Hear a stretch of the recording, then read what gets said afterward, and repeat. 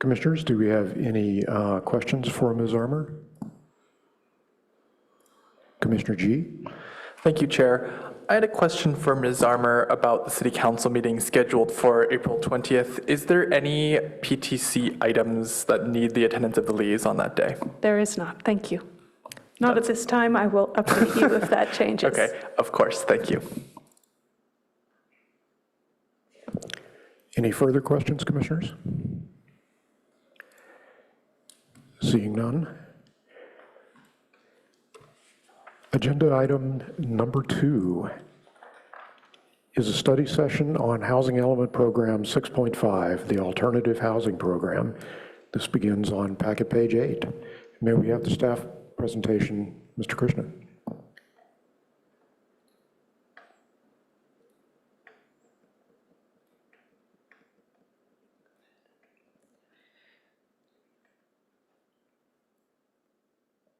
Thank you, Sam.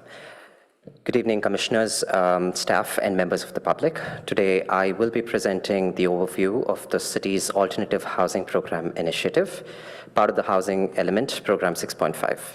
So this study session is intended to introduce key concepts, share preliminary analysis, and get your feedback as we move forward with developing zoning approaches.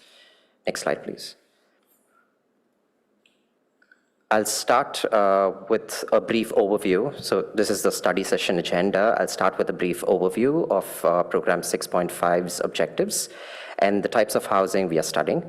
Then I'll walk you through examples, existing policies, and potential approaches.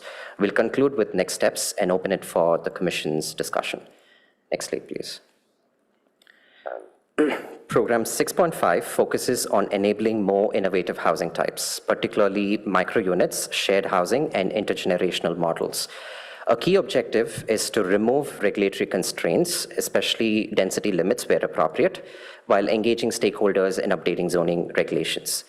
Since alternative housing includes a wide range of formats such as multifamily micro-units, urban co-living spaces, co-living condominiums, market-rate suburban-style co-housing communities, and program facilities with eligibility requirements that serve different populations and market segments, the project team feels that a one-size-fits-all approach is not something that's going to work when implementing the program. Next slide, please. So we looked at different typologies here, and in urban contexts, micro-units are smaller private units with shared amenities. The examples, Rice and Studio 2000, that is under micro-units on your slide, are located in Berkeley. They demonstrate how projects can deliver high-density housing with little to no parking, often including below-market rate units. In most suburban settings, shared housing often takes the form of co-housing communities. These typically include private homes alongside shared facilities, fostering community interaction while maintaining some level of independence.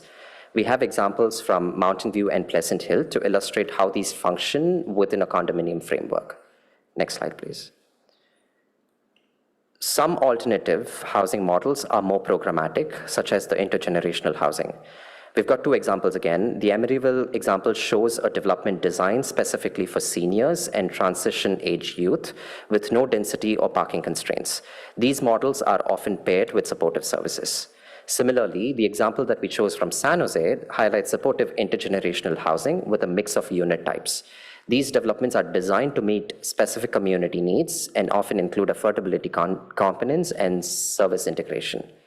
Next slide, please. Although not a part of the housing types required for the program to consider, the project team felt it was necessary to include considerations to senior housing as a part of tonight's discussion. Staff feels that locally there is a clear and growing need for senior housing. Data shows an increasing senior population and rising cost burdens. Community input through the housing element and the downtown housing plan has consistently emphasized the importance of housing near transit and services for seniors. Next slide, please. As a part of the research, the project team also assessed how alternative housing constituted to the regional housing needs allocation numbers and determined that the state-provided definitions of housing types impact how units count towards RHNA.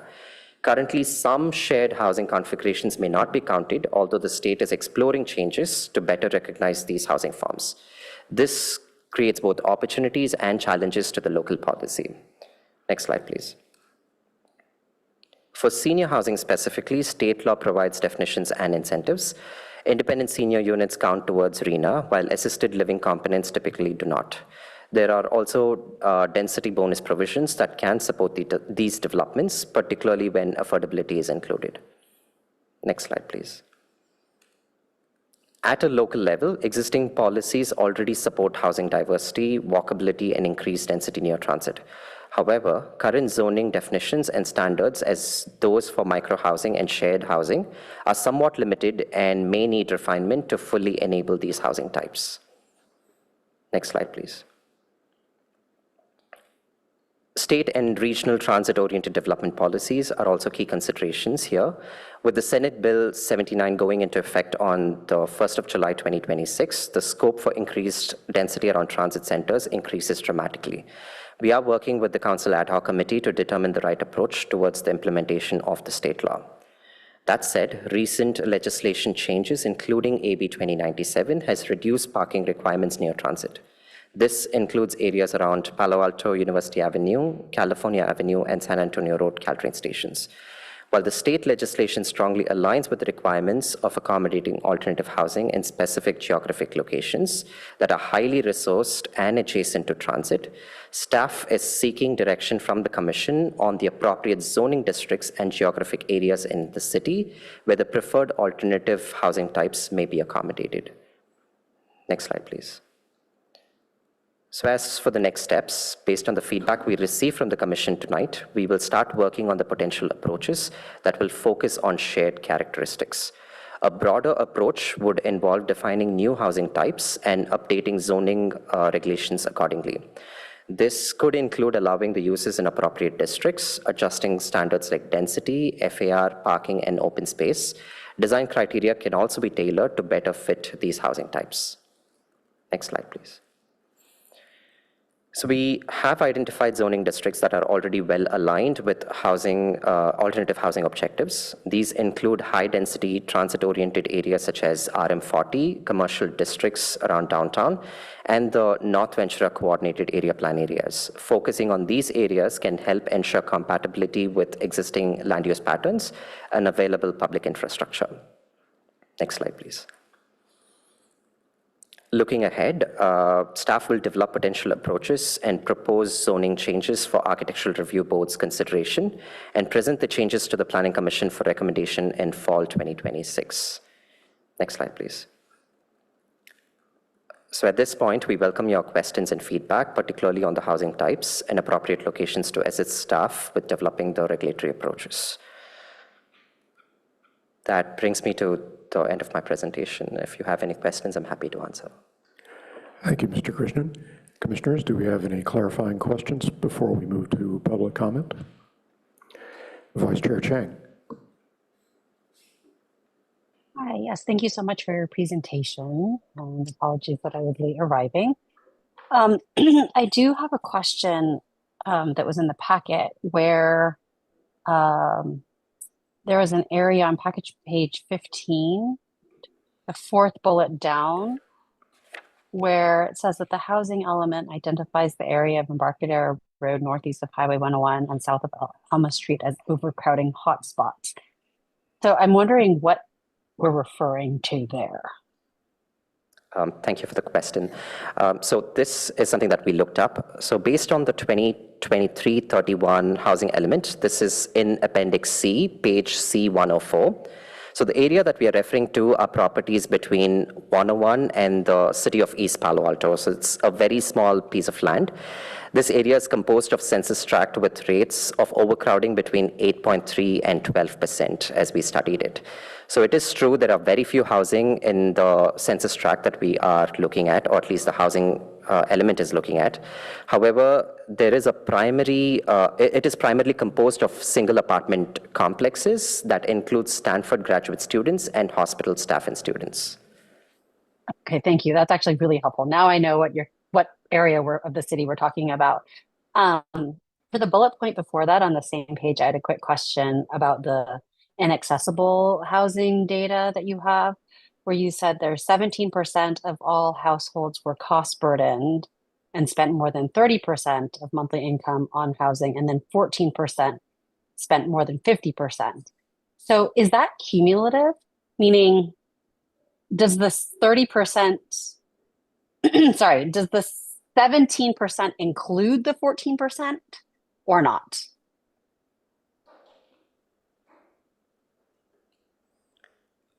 I believe it is cumulative. I mean, this is information from the census tract, and we also have, yeah, it is from ACS, so I believe it is cumulative. So basically, we have 31% of Palo Altans spending more than 30% of their monthly Yes. income on housing. Okay, thank you. All right, I think that's it for right now. Thank you, Vice Chair.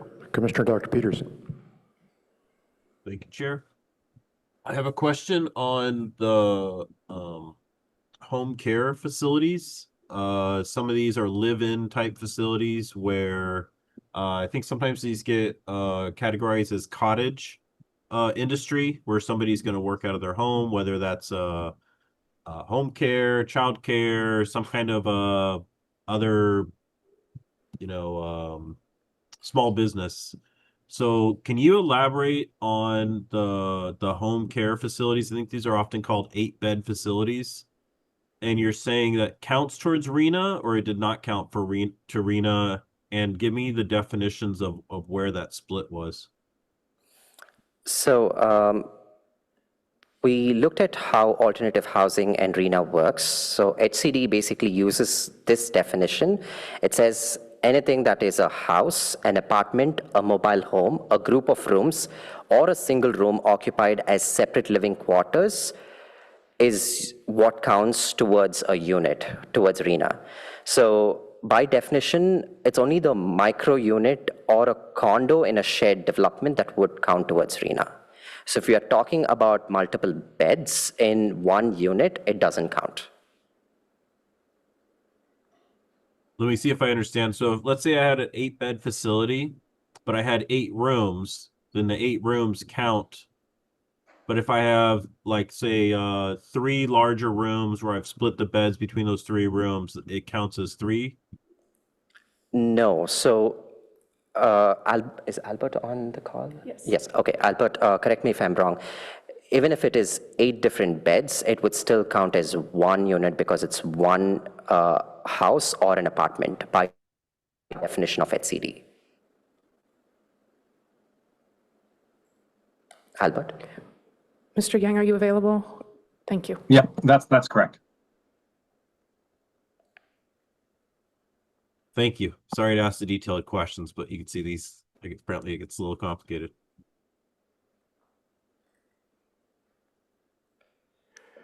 Is that it, Commissioner Peterson? Yes, that is it. Thank you. Thank you very much. Seeing none from Vice Chair Chang has another question. Sorry about that. I forgot to ask one more question. Thank you staff for giving us examples of built examples of the alternative housing. I was wondering if there were any examples on the peninsula that are already built. I believe Berkeley was one of the first jurisdictions to come up with micro-housing units. They do have built examples in the downtown area. Okay, but that's East Bay, not the peninsula. Not the peninsula. Okay, thank you. Thank you, Commissioners. I have a few questions. Fortunately, you've answered some of them already. First one is, how does micro-unit housing differ from the SRO facilities that exist and used to exist downtown?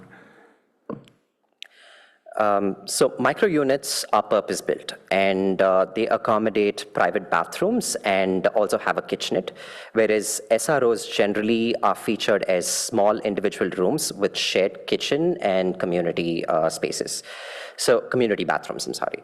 So the target population, again, is very different. And as SROs are generally considered transitional housing rather than permanent housing, whereas that's not the case for microhousing. Again, with microhousing, the cost is also high. Okay, so I hear two differences there. One, unit configuration may be different, and the other is intended term of use. Okay.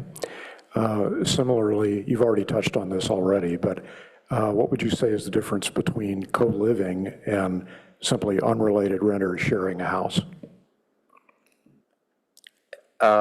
Unrelated renters sharing a house, again, you're talking about SROs or? No, we're into houses now, not Okay. not SROs. So co-living spaces, again, it's not programmed around one. Co-housing could be multiple different individuals who basically sign a lease, they share common communal areas. Then the other type of housing basically is the same. It again depends on if it is programmatic level. Greg, are you there on the call? Correct me if I'm wrong. Did I miss out on anything? Greg is our consultant working on the project. He's with Placeworks. Good evening, commissioners. Thank you for having me. The two terms, shared housing and co-housing, and actually it's three, and co-living, those are all actually formal terms from HUD, the Federal Housing and Urban Development Department. And so co-housing generally refers to a development with private self-contained units clustered around a shared space with, and the idea is to form intentional communities, whereas co-living is more of an urban housing model where individuals rent private furnished rooms in a multifamily building. In other words, they're just renting individual rooms with a shared kitchen and potentially a living space. So shared housing is you have your own private unit, but maybe you share a community kitchen or an outdoor open space, such as the more suburban models in Pleasant Hill or Mountain View, where again, the other is you're actually sharing an internal space and you have your own bedroom and perhaps bathroom, but you're sharing a kitchen. And it's much more, I would think of it as a group of college students living together, but each with their own lease for that bedroom, not just sharing a single lease. There are definitions of each of those, from that HUD branch in the which I understand in the lengthy packet that you have. Thank you. It's a useful reference because I felt like the differences were subtle and perhaps I was missing something important, like whether there is a real programmatic difference between them that we should be aware of. Yeah. Oh, Yeah, again, I would really summarize it as the co-housing is that more suburban model where you have your own private space and then a shared community space, whereas co-living, think of it as you're really living together. You've got that private bedroom, but you're in that contained unit. Thank you. That helps a bit, and I will also do a little more research to understand the subtleties. Last question is, could we have a map for where we believe overcrowding is worst in the city? Not tonight, but I mean in the documented presentations that you're working on. We'll definitely bring that next time. Thank you. Great. Thank you. That's all the questions for me. Commissioners, any further? All right then, Mr. DeVera, do we have any requests to comment? Through the chair, at the moment, we have two requests to speak. If you would give me one moment.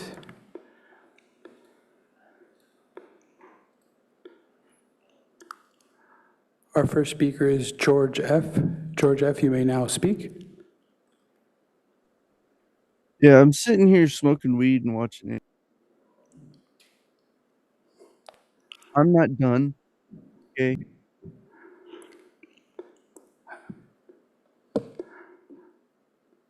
Our next speaker is Mark H. Hello. Can you guys hear me? Yes, we can hear you. Okay, sorry about that. Ladies and gentlemen of the Palo Alto Planning Commission, neighbors, and fellow residents, thank you for giving me the floor here tonight. I'm not here to debate zoning tweaks or missing middle housing. This program in front of you is not about enabling more housing types. It is a CCP-backed red commie scheme designed and funded through Indian networks to herd our homeless people into centralized facilities. Let's call it what it is. These are not supportive housing projects. These are vampire lizard person-led brain-sucking and organ blood harvesting centers. Once the homeless are funneled inside, they disappear. Their brains are going to be harvested for neural tissue, their blood drained for elite rituals, and their organs removed while they're still alive. Their meat is then processed, packaged, and shipped directly to Indian markets and slaughterhouses run by the families of the project presenters that's sitting here tonight. Yes, the same developers and consultants pushing this ordinance have close relatives operating meat export businesses in Delhi, Mumbai, and Gujarat. Follow the ownership chains, follow the visas, follow the LLCs tied to Indian real estate conglomerates, export firms, and motel chains. This isn't local planning. This is a transnational operation. Palo Alto, streets cleared, bodies processed, profits wired back to India, while the CCP sits fat on your tax dollars. It fits the pattern perfectly. Every time a California city rams through density mandates and homelessness solutions, the vulnerable people vanish, public safety collapses, and suddenly there's a surge in exported protein and organ tourism pipeline. What are all of those Israeli tourists doing in the hospitals around here? Coincidence? I think not. This is Agenda 2030 with curry, fangs, and bagels. We still have a narrow window to stop this. Reject this program outright. Demand real housing, single family neighborhoods, honest market rate development, not CCP financed, Indian run cattle pens for human harvesting. We are not a feeding ground in Palo Alto for foreign elites and their lizard sheeny overlords.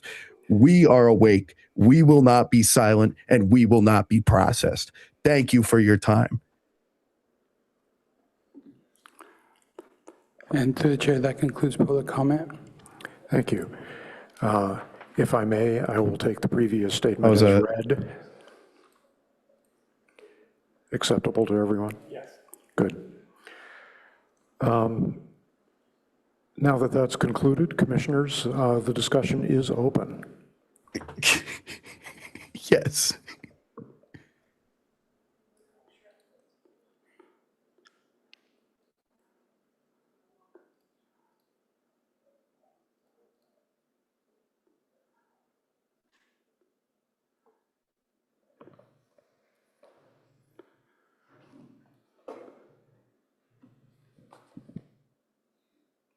Mr. Tefedra, are we ready to begin discussion? Yes, we are. Great, thank you. Vice Chair Chang. Wasn't my intention to always be the first one to go. All right.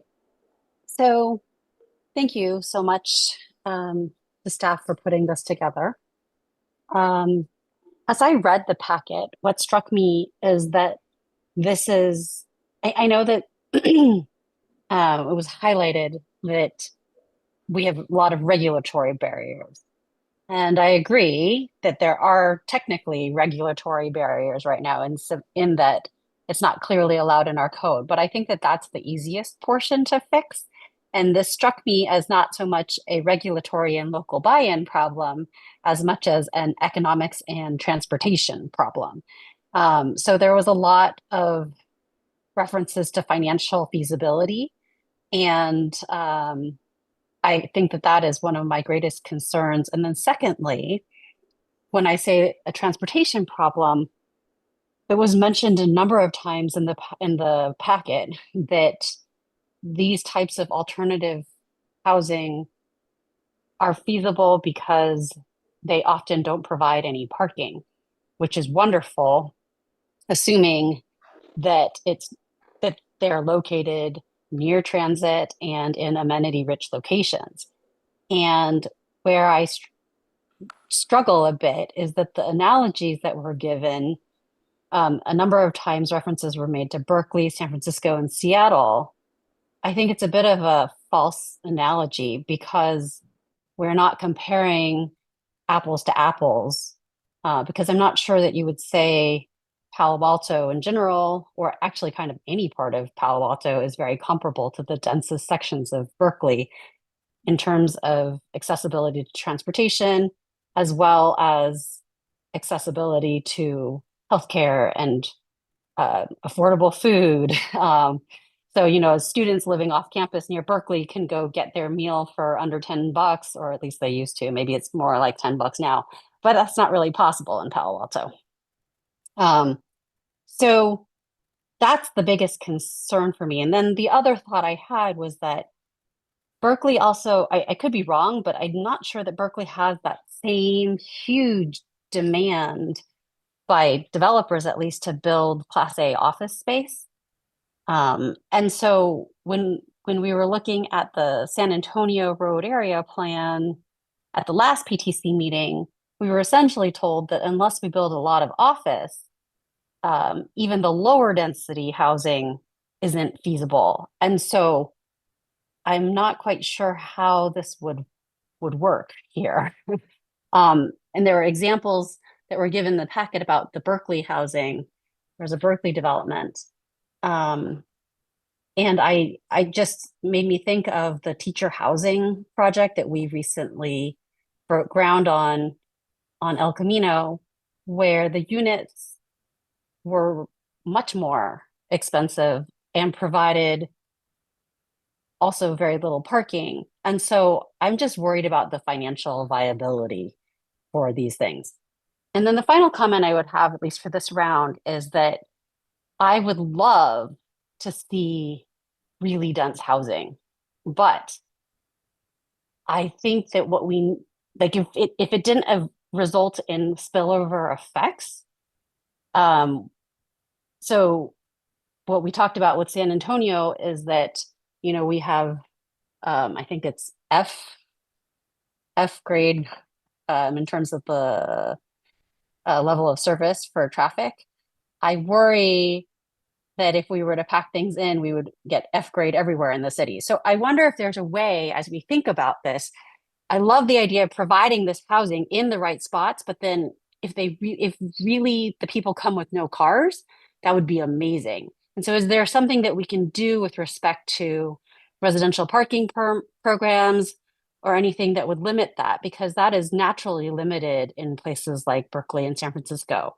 Because unfortunately, the incentive in our area is for each person to come with a car just because we're not as transit rich. And we've heard that both from retail landlords who were participating in, I believe, a council ad hoc meeting where it was very clear. They may have also commented in a PTC meeting, but I remember hearing from a number of retail landlords saying, let's be clear, this area is a car-centric area. And so I would love for it to not be a car-centric area, but I don't think that we can build this type of dense housing without expecting the traffic and problems that come with it unless we somehow have the transit, rich area first. So it's a chicken or the egg issue. I realize that, but I wonder if there's a way that we could somehow build these types of units, but ensure that the people don't come with a car so that they're really, that the incentives are aligned for carlessness. Thank you. Commissioner Hickman.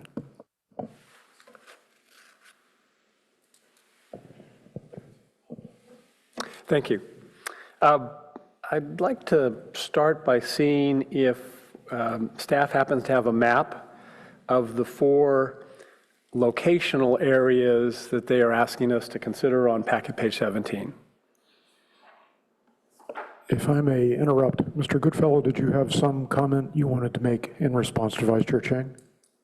No, I'm just trying to make sure that I step in at the correct time and was available. I'm happy to, my response to that in general would be the incentive to attract those without cars is to literally not provide a parking space. And I do think you're absolutely right. I hope the memo didn't come off as us trying to compare Palo Alto to Berkeley. It is simply that, and you are absolutely correct. That is where these types of micro units have been built. And, the other thing I want to impress, and this was staff's very solid idea, I think, was that the reason we stopped this study at this point and wanted to just share the actual types of housing before we started thinking about zoning ideas was, in fact, to hear this kind of input. And also just to remember that the other types of housing we're looking at, they are more suburban. They could be that Pleasant Hill style group of smaller but detached homes around a community garden and a community kitchen. One more example I'll throw out, just because I do think it's really come up in the world of, quote, co-housing, is this new project in Berkeley that is a spiritual co-housing group of condominiums around a Jewish kitchen and Jewish community center. And it has, I think, just one space per unit, but some of the units are up to 3 bedrooms. And, it's another example of just 12 units being in a not entirely urban, but along a transit corridor on San Pablo Avenue. So I would like the commission to remember that there are approaches to these that don't really fit that sort of a characteristic micro unit 8-story building with tiny units. And that is what I hope this packet allows you to see, is that there are other approaches to these. Thank you. Staff, if you had time to respond to Commissioner Heckman.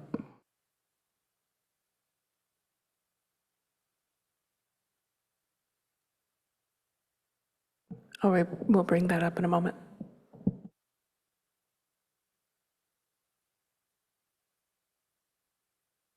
While that's coming up, I don't know that I'm going to actually have more than one round of comments. I'm familiar with, I think, with micro and shared housing. I think I've lived in those kinds of places. My first year of law school, I had a self-contained studio. It was maybe 350 square feet.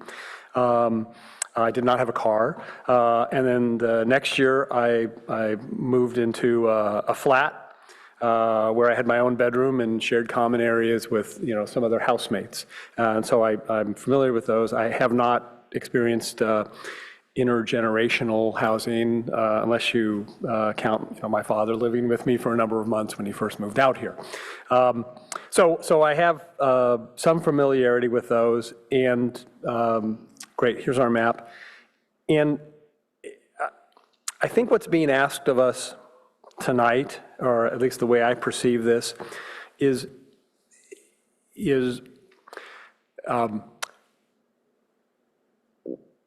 we want our code to accommodate some or all of these uses, rather than we're being asked which of these should we incentivize.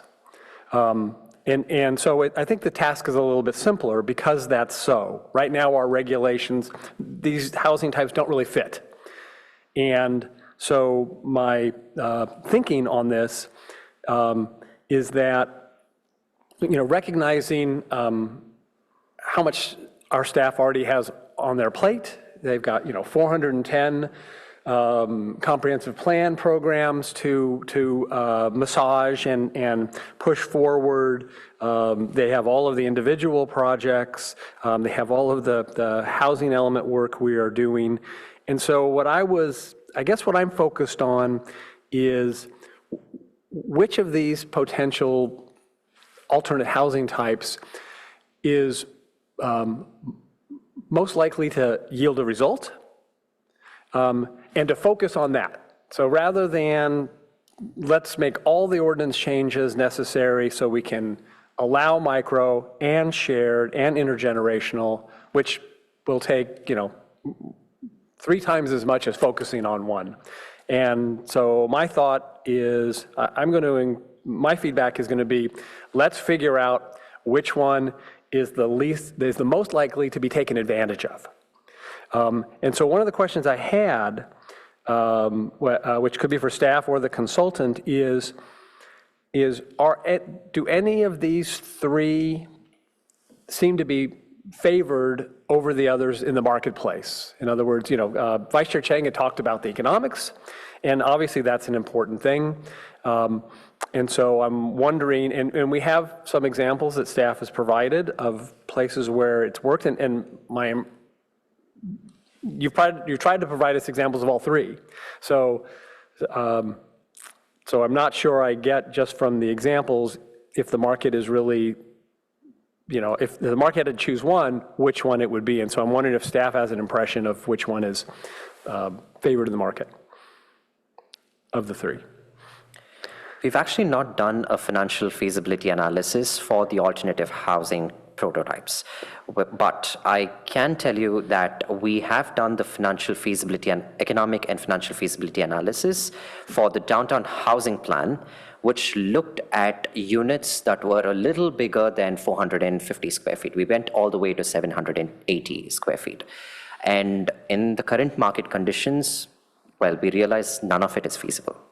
So what we are really trying to do is find the missing middle and see if we can get the incentives in place today and make sure that everything is in place for whenever the market gets better, so that developers will actually be interested in building something.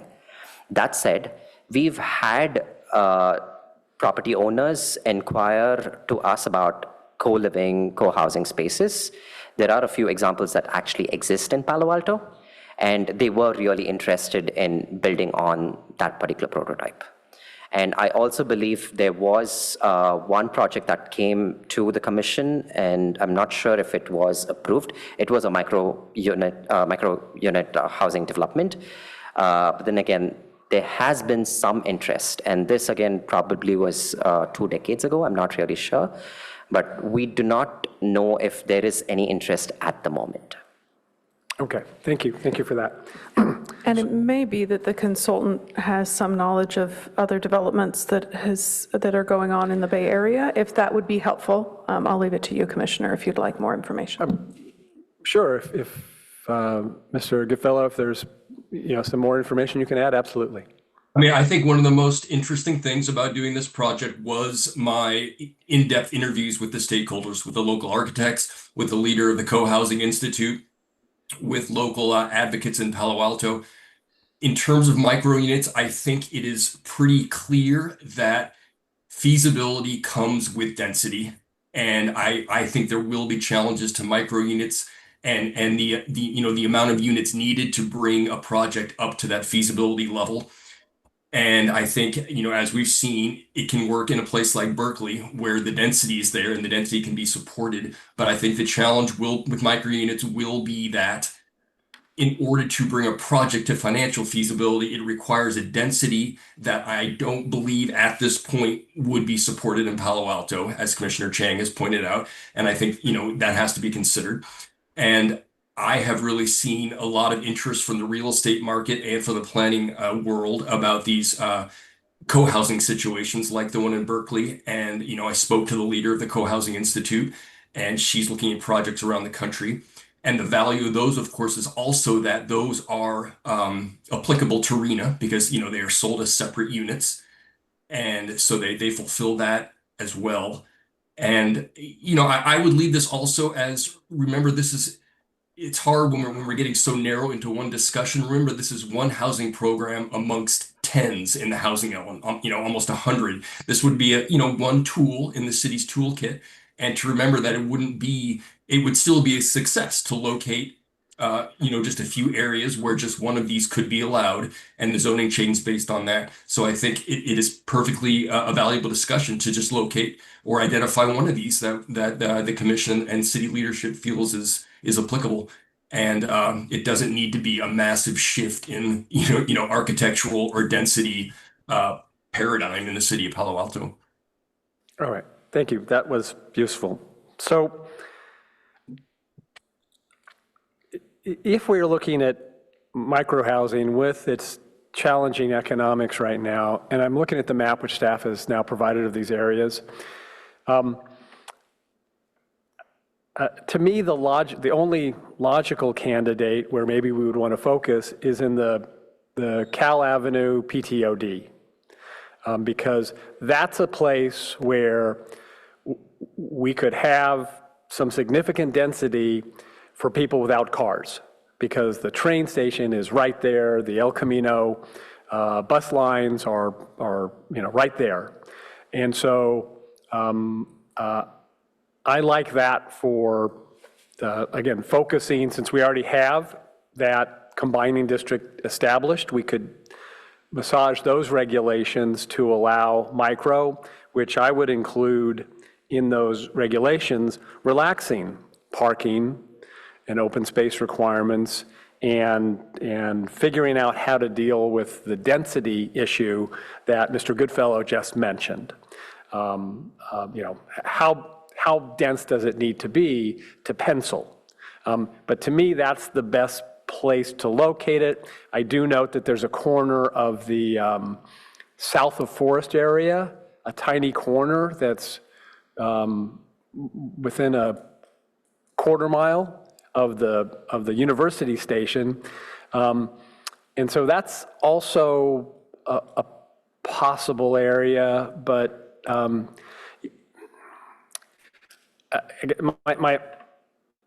and you know, that has the benefit of, well, actually kind of both are close to Stanford to the extent Stanford students might use them. But to me, there's kind of a different set of influences happening downtown you know, near university than along Cal Ave. And so my thinking is that micro type would work best there. If we were to look instead at and so I'm thinking you'd focus that. If instead you looked at the shared or co-housing, I don't really have a good sense to suggest where that might go, because that feels like it needs a low density setting, right? Like either, you know, an R1 or R2. And so and that's none of the areas on our map here. And so I don't really have any thoughts on where that might go. So I think that's really all I had to say on this. Those are my thoughts of sort of feedback of a direction you might look at. Just to add on, based on that comment, I would suggest that there is a fair amount of low-density housing around the California Avenue station. If you were looking for an opportunity, just given the context of your comment. Yeah, no, and that is, so I think would you be referring to low-density areas outside of the PTOD? In other words, within the concentric circles, but not in the brown shaded area? Correct. Yeah, so that would make sense to me as a possible location, but I do think, for some of the reasons that Vice Chair Chang mentioned, that available transportation, public transportation, is really critical to the potential success of any of these, which again, we're not incentivizing, we'd just be creating regulations so that we could say yes if the right project presented itself. Thank you, Commissioner. I have Commissioner G, then Commissioner Peterson. Thank you, Chair. And I'm just going to jump on the financial feasibility discussion that we just had, and I want to direct your attention to packet page 47, where there's a section on financing and feasibility. Specifically, the second bullet from the top, I'll say, quote, "The program calls for zoning amendments, but I'd suggest the bigger barrier to micro and shared housing is not zoning, but the state of finances." So just kind of, if anyone else is interested in reading more, there are some other bullets from other stakeholders provided there. But it sounds like, based on this comment and others, that zoning isn't really the problem, it is financing. And I'll defer to the experts. As you continue to do your analysis, it seems like this may be a route to go. I also had a quick question for staff. Could you, I know I think we're all a little bit tied up by the wording here.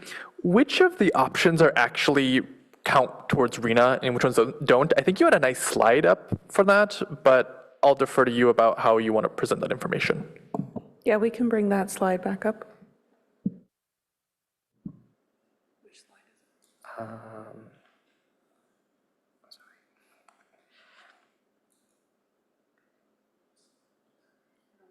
is Sorry, it is slide 7.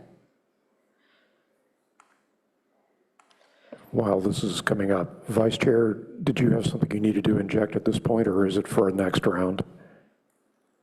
Okay, thank you.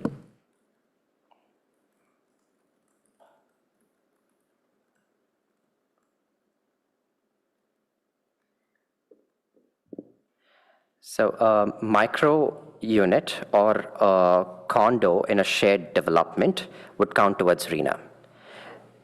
Yes, one each unit. And shared or co-living or co-spaces with a single entrance wouldn't count. Likely those count per kitchen rather than individual units. Okay, thank you. I think that as we move forward, presenting this information in the packet would be really helpful to help us parse through the information, because I think it was a little bit hard for me to understand the differences that were provided here in the packet. Also, there is nothing stopping developers from building micro units right now, right? Those would just be considered studios, is that correct? Yes. Okay, so. They're just smaller in size, like, but then they have the same requirements as a studio. Okay. Yes. Thank you. That's helpful. And then I had another question, which is not quite mentioned here, but is mentioned on packet page 22, the student development housing. Yes or no on RENA counts? I suspect the answer is no, but I just want a clarification here. No, it doesn't count. The answer is no. Yeah. Okay, thank you. That's helpful. And so suppose that we decide that near Stanford we want to incentivize student housing development of some kind. If I were to build one building with a bunch of dorm rooms, such as is described on packet page 22, would the answer mean that I would get 0 RENA count? Okay, That's right. Okay, yeah, thank you. So I think stepping back here, the description provided in the packet is primarily around transit-dense areas.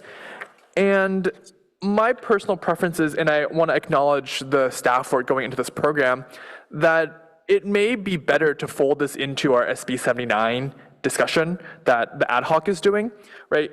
I think that it's really hard to pull this out as a separate program because fundamentally, what we decide with SB 79 will significantly impact what we decide here, because by definition, the SB 79 areas are the transit-dense areas of town. So I want to start by saying that. And second, do you mind pulling up the map again?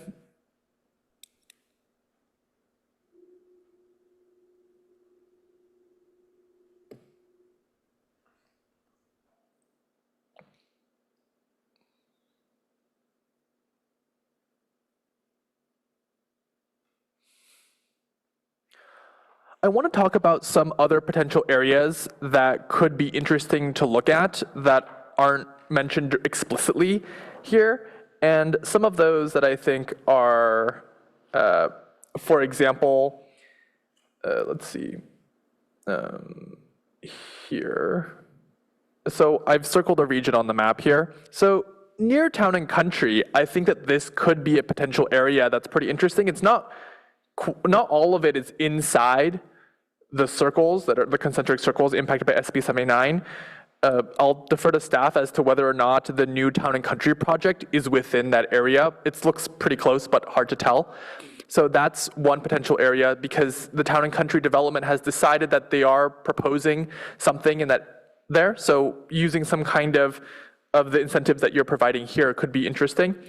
In addition, I know that both that area that I've circled here, as well as I'm going to circle another region that's a little bit further south of it, are places where there are lots of Stanford grad students who are already living in some kind of shared house formation. And explicitly, there are, okay, and I guess keep me honest about which of these options. I think it is the shared housing building, where there are multiple buildings that share kind of a backyard area of which they share amenities and such. So this seems to be a type that's already existing within Palo Alto, and I think it could be interesting to go talk to some of the people who are partaking in that currently.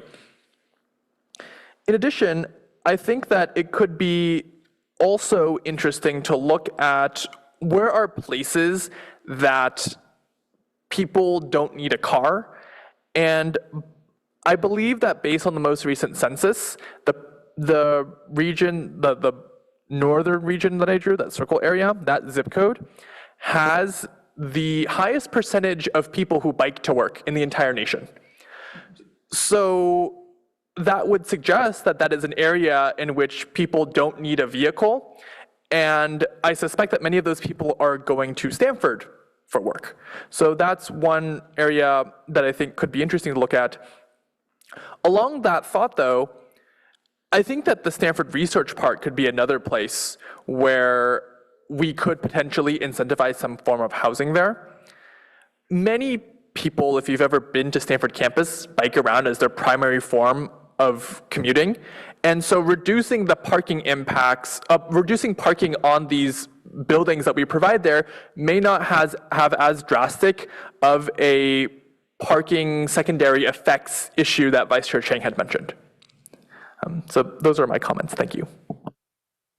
Thank you. Commissioner Peterson. Thank you, Chair. So I think Commissioner Gee and Commissioner Hetchman covered every point I wanted to make. So I think all that's left for me is to commend Mr. Goodfellow for really bringing, I think, good work, and not just good work, but good policy and a good presentation of this.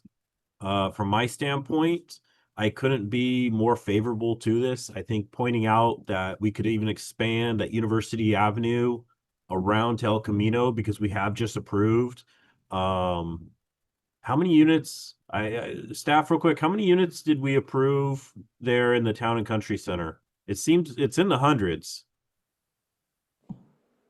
I don't want to put anyone on the spot if nobody remembers exactly So how. at Town and Country, I think the only project that's been approved was a 70 Encina, which was a much smaller project, but there is a pre-screening that came in for a much larger project. No decision or approval has been That's right. on that one.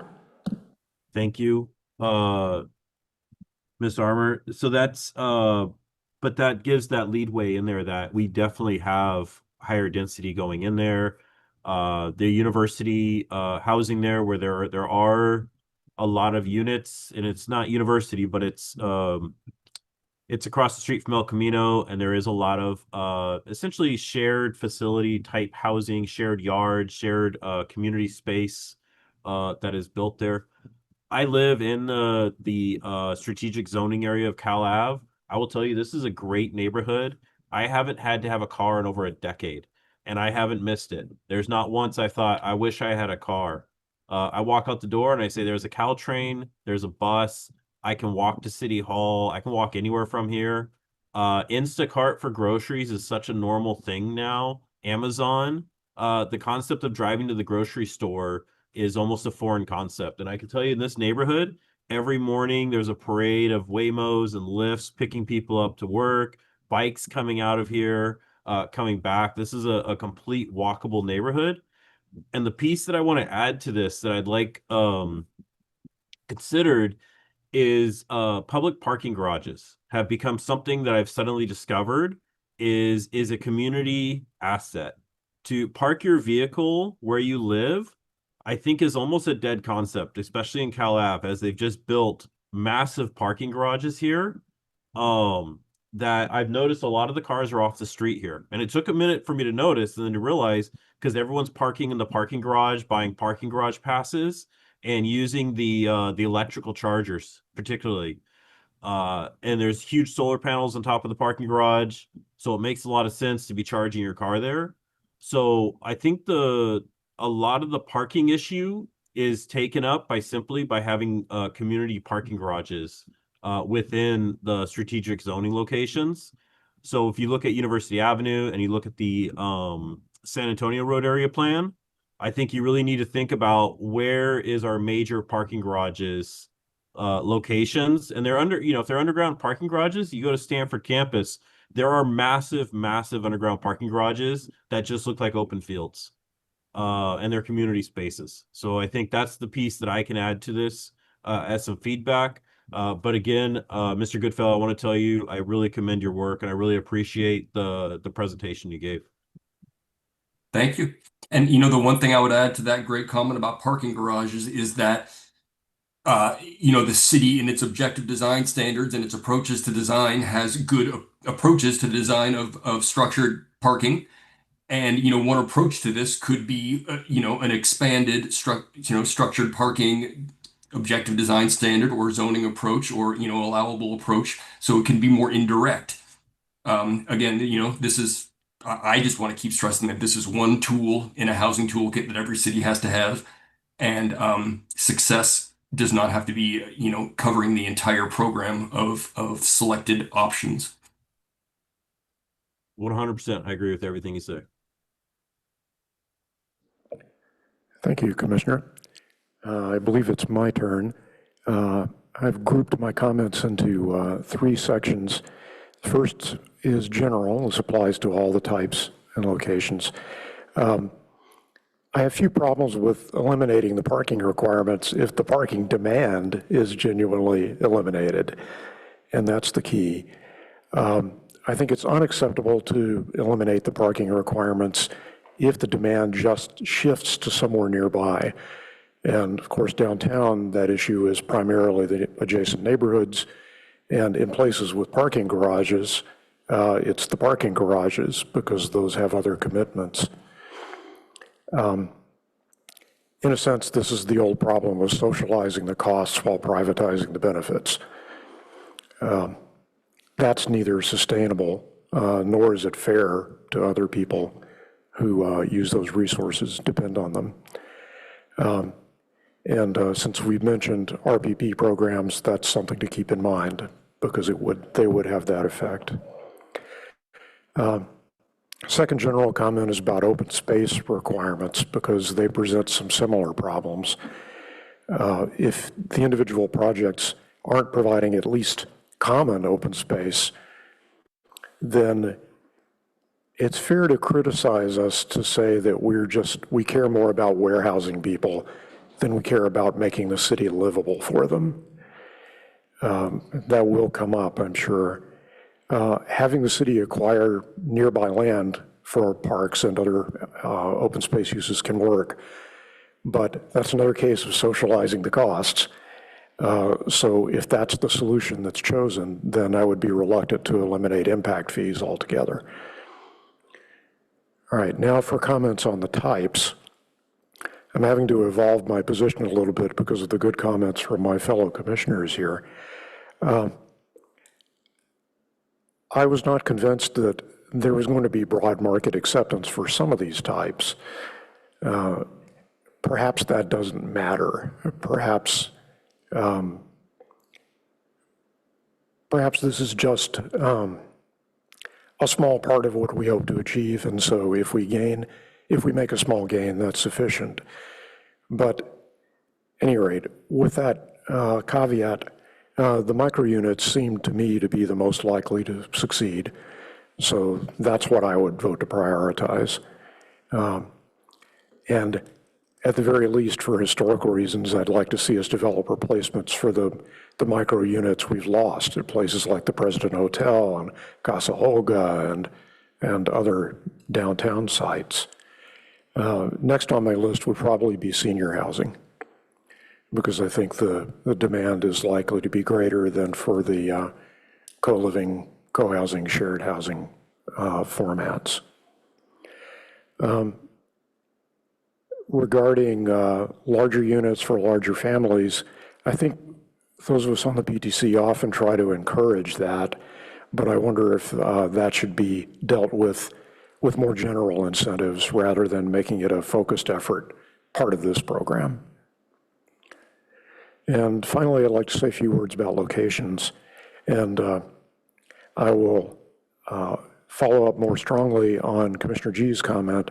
I think this program is a great reason for rezoning Stanford Research Park to make it easier for housing development there. It's close to Stanford, so micro-unit projects could see demand from students and staff. Arguably, it's the largest concentration of jobs in the city. So for our sustainability goals, it may make sense to put housing and jobs together there. This would be one way to do that. Parking can be shared. between commercial and residential uses there. So it's unlikely to be a great concern.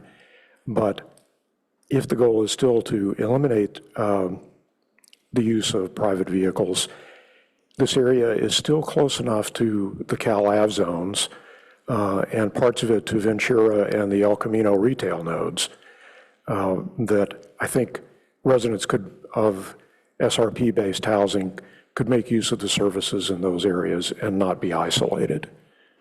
So that would be a strong vote for me. All right, that's all for me for this round. I believe we have Vice Chair Chang next. Thank you, Chair. I love being on this commission because everybody has such good comments. Much of what I was going to say has already been said by Commissioner Heckman, Chair Aiken, and Commissioner G. Wanted to start by asking a question. So I believe we've asked this question in the past, and maybe Councillor Yang who needs to answer it. Are we allowed to essentially say residents in a certain building that provides no parking cannot participate in the RPP? So it depends. We can draw the boundaries of an RPP district to exclude certain sites, but we cannot just say, this property that is within the RPP boundary can't participate, right? And we also can't, draw the RPP boundaries like a donut, so that you have like a spot that's missing from. We can't gerrymander our RPPs. Exactly. Okay, because I'm just trying to figure out how do we do this so that people don't have the incentive to essentially to socialize their private need for parking. And it sounds like that may be challenging because I agree with what Commissioner Peterson said about this lovely parking garage at Cal Ave, but how many micro unit developments could we have without that just filling up really quickly? If you all remember when we were discussing 660 University and Commissioner Templeton said, I have a solution to this underground garage problem. Let's just not have a garage, right? So in a sense, that's providing no parking. And theoretically, then the residents would be incented to not bring a car. But the developer immediately said, no, we cannot do that. It would not be viable because there wouldn't be the demand. But I do think that in the areas in the map, along with those that Commissioner G mentioned, like potentially Town and Country, potentially the transit center, those would be great areas for where I think people could be incented to not need cars and could actually live here without cars. I'm trying to find my notes here. So I don't know, I think that to the extent that staff is going to look at waiving open space requirements or parking requirements, I think that we do it written in such a way that there's a particular type of housing with specific development requirements that says you're only allowed to waive the parking requirements if you're this type of housing. Because I wouldn't want to do that for the whole, for say a single family home going up in the same area. Not that those, well, no, I think that the area around Cal Ave does have some single family homes. The other thing that I think that staff could do is try and think about how we can address that socialization of a private need. Okay. In terms of the map, I do agree with Commissioner G that I think this should probably be done in conjunction with SB 79 so that we're not duplicating efforts. But then with respect to what Commissioner Heckman said about how the SOFA area perhaps is not as good as Cal Ave, what I would say is that if we are going through the trouble of adding a definition in the code and perhaps on development requirements, if we expand it to other areas where it might work, maybe the market will tell us that it doesn't, but that way we have it. So even if it's just a little bit, maybe we're doing something good there. I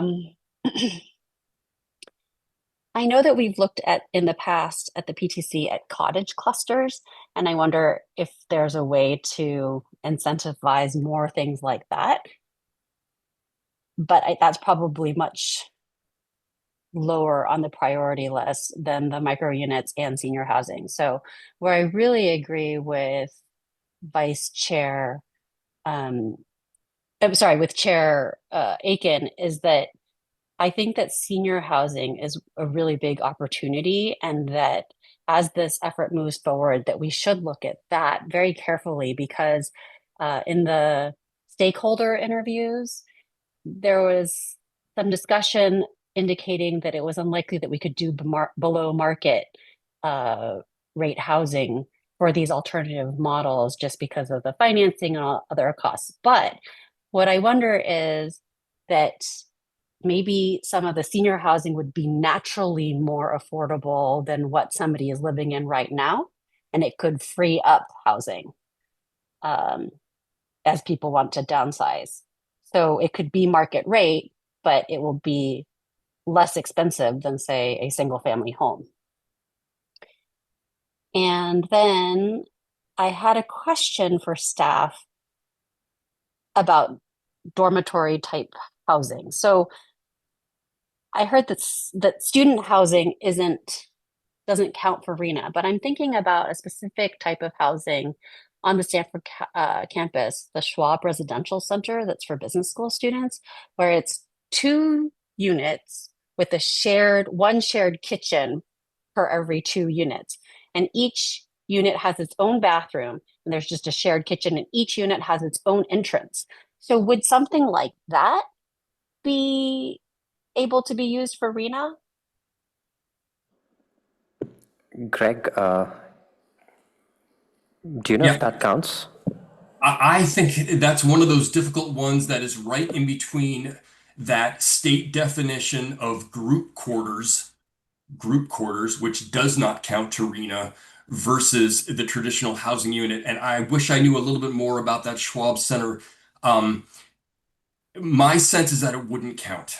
And because I do think it's more associated with that group quarter, I can't pull the slide up. I don't have control over it, but I do think also, and I look closely into HCD's most recent report on the state of RENA, and I do think it is pretty well agreed upon that because of programs like this, alternative housing programs are in a lot of housing elements, and there's a general assumption and a general realization that these alternative units have to be considered more as formalized RENA counting units.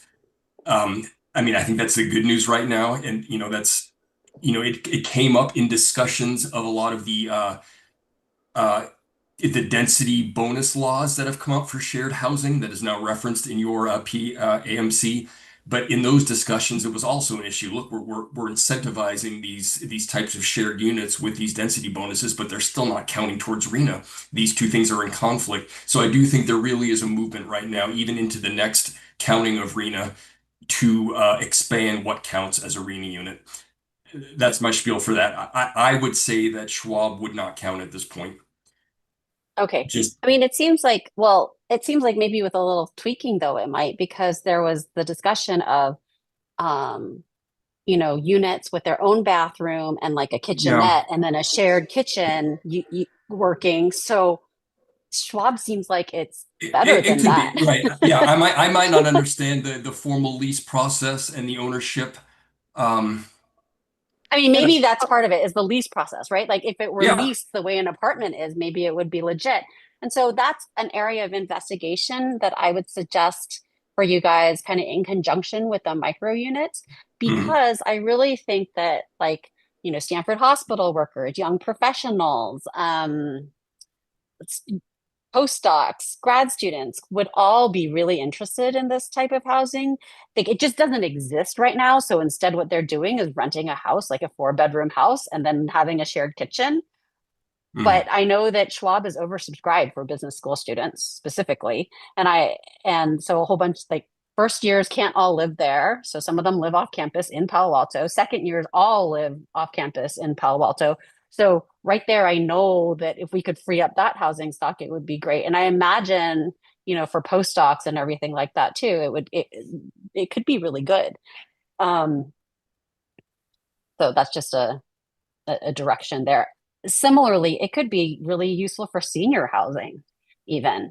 Like, you're not ready to move into a retirement community, but you do have a good friend that you wouldn't mind living next door to and kind of sharing a kitchenette or whatever. So anyway, I just think that there are some alternatives here that could work as I think about the various demographics in our city. Okay, let me look down the list here. In the packet, like the San Antonio area and the ROLM housing element focus groups were listed, and as well as RM40 as potential areas. And it looks like the map that you have is already much more focused. I don't think that those are good areas for us to focus on right now, because it would involve more sweeping change, and there's the transportation issue. And then I had a question for you about the multi-generational households, because aren't our current, like, 3+ bedroom homes that we have, all the single family homes, the 60% of housing units in the city, aren't they effectively multi-generational housing, depending on how people use them? Because I think about the Asian families I know, and probably half of them, maybe a little less, are multi-generational, right? They've got grandma and grandpa, or one of grandma and grandpa, and then the nuclear family. So I had I'm not sure that that's where we need to focus, because I think we're seeing it naturally go that way anyway here. So the key difference here is we're talking about intergenerational housing, which is more program oriented. So there is a senior living with youth, which is basically allocated through a program. So that is a very different concept from what you're referring to. Okay. All right. I think that's it for my my comments. Thank you. Thank you, Vice Chair. Commissioner Heckman. Thank you. Yeah, just a sort of a reflection on the RENA issue and which of these fit RENA and which don't. I really, in this discussion, don't want to get too hung up on RENA. We have a housing shortage, and we knew that before we got a RENA number, and the RENA number we got is completely unachievable. I mean, that's my belief, that there's no way we're going to remotely come close in this cycle to doing it. But that doesn't, but every time we can provide a legitimate housing spot for somebody, we are taking, adding one check mark to reducing the housing shortage. And so even though, again, I favor focusing on these micros that would count, I just don't think we should. I think these other housing types are going to, even if they come, it's going to be a small number, right? I mean, I don't know if it's 100 or 200, in the next cycle. And so if we get those units, then they don't count toward RENA, I'm okay with that. Because I know that they're actually providing housing, whether it meets some technical qualification that, as Mr. Goodfellow pointed, may be shifting over time or not. It really doesn't matter to me. I think the focus is on providing housing, not satisfying the state. Thank you, Commissioner. I see no hands and no lights. Mr. Krishnan, is there anything that you would like to request of us?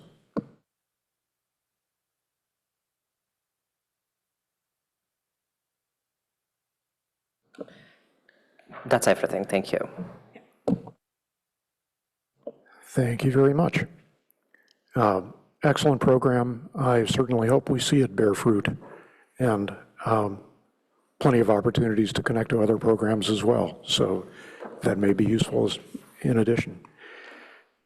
All right, it's a little early, but I suggest we take a break now before getting into our next item, because I suspect it will need some time. So it is 7:26. Let's return at 7:40.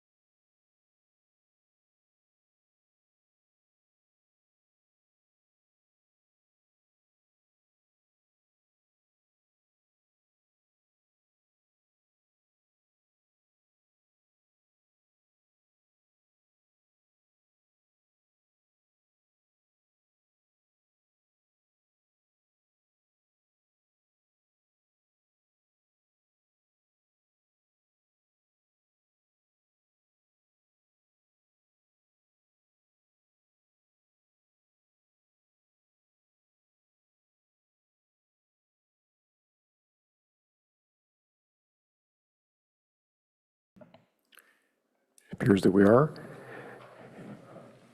Welcome back, everyone. Agenda item number 3 tonight is a quasi-judicial hearing to review a conceptual plan for 788 San Antonio Road and to make a recommendation on forwarding the application to the Architectural Review Board. For those following along at home, this begins on packet page 50. Since this is quasi-judicial, I'll ask if anyone needs to disclose information that's not already in the public record.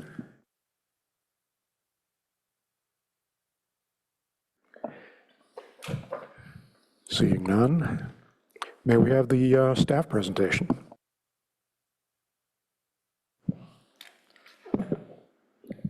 Sorry, perfect. Thanks, Sam. Good evening, commissioners. Claire Raybold, Manager of Current Planning. The project before you tonight is 788 San Antonio Road, planned community / planned home rezoning.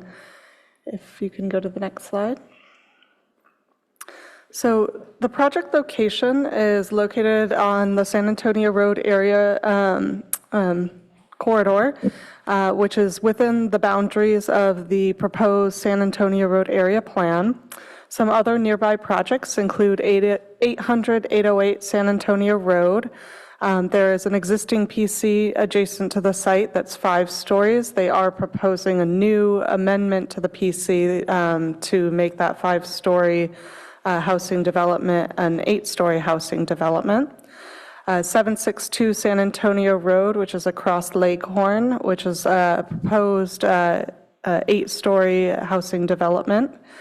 And 824 San Antonio Road, which is an approved project a little bit to the north, planned north in this view. And that's a 4-story senior housing development. If you can go to the next slide. So a brief overview of the project. Planned home rezoning includes new 8-story, 8-story mixed-use building with 167 residential rental units. 20% of those units, or 28 units, would be affordable to low income. There's 1,400 square feet of retail proposed. The parking, 72 total on 2 levels at and above grade, so no below grade parking is proposed. Some of the exceptions they're asking for include, but are not limited to, the height exception to exceed the 50-foot height limit, floor area and lot coverage exceptions, and retail floor area requirement exceptions. And I'll get into those a little bit more in a few slides. A separate certificate of compliance to merge 2 lots is required and would be made a condition of approval of the project. If you could go to the next slide. So just a summary of the background process. As you're familiar with, there's a pre-screening requirement to go to council, which this project did in May 2025. They then submitted a formal application later that year and are now coming forward for their first initial PTC hearing. There will also be ARB hearings, an ARB recommendation, and then it will return to the PTC with a formal PC ordinance for your consideration, along with the development plans as recommended by the ARB, and then goes to council for a final decision. Next slide. The CEQA process for this project is we're planning to do an addendum to the previously adopted Housing Incentive Program Expansion EIR. We expect that there will be no significant environmental impacts, but they must comply with all of the adopted mitigation measures. And those measures do include the measures for impacts associated with the historic building that's located on this property. Next slide. Site plan, I just wanted to give you guys some context. There is a 25-foot setback on the San Antonio Road from frontage that's proposed. There are some improvements within that area, so we can get into that further as you discuss.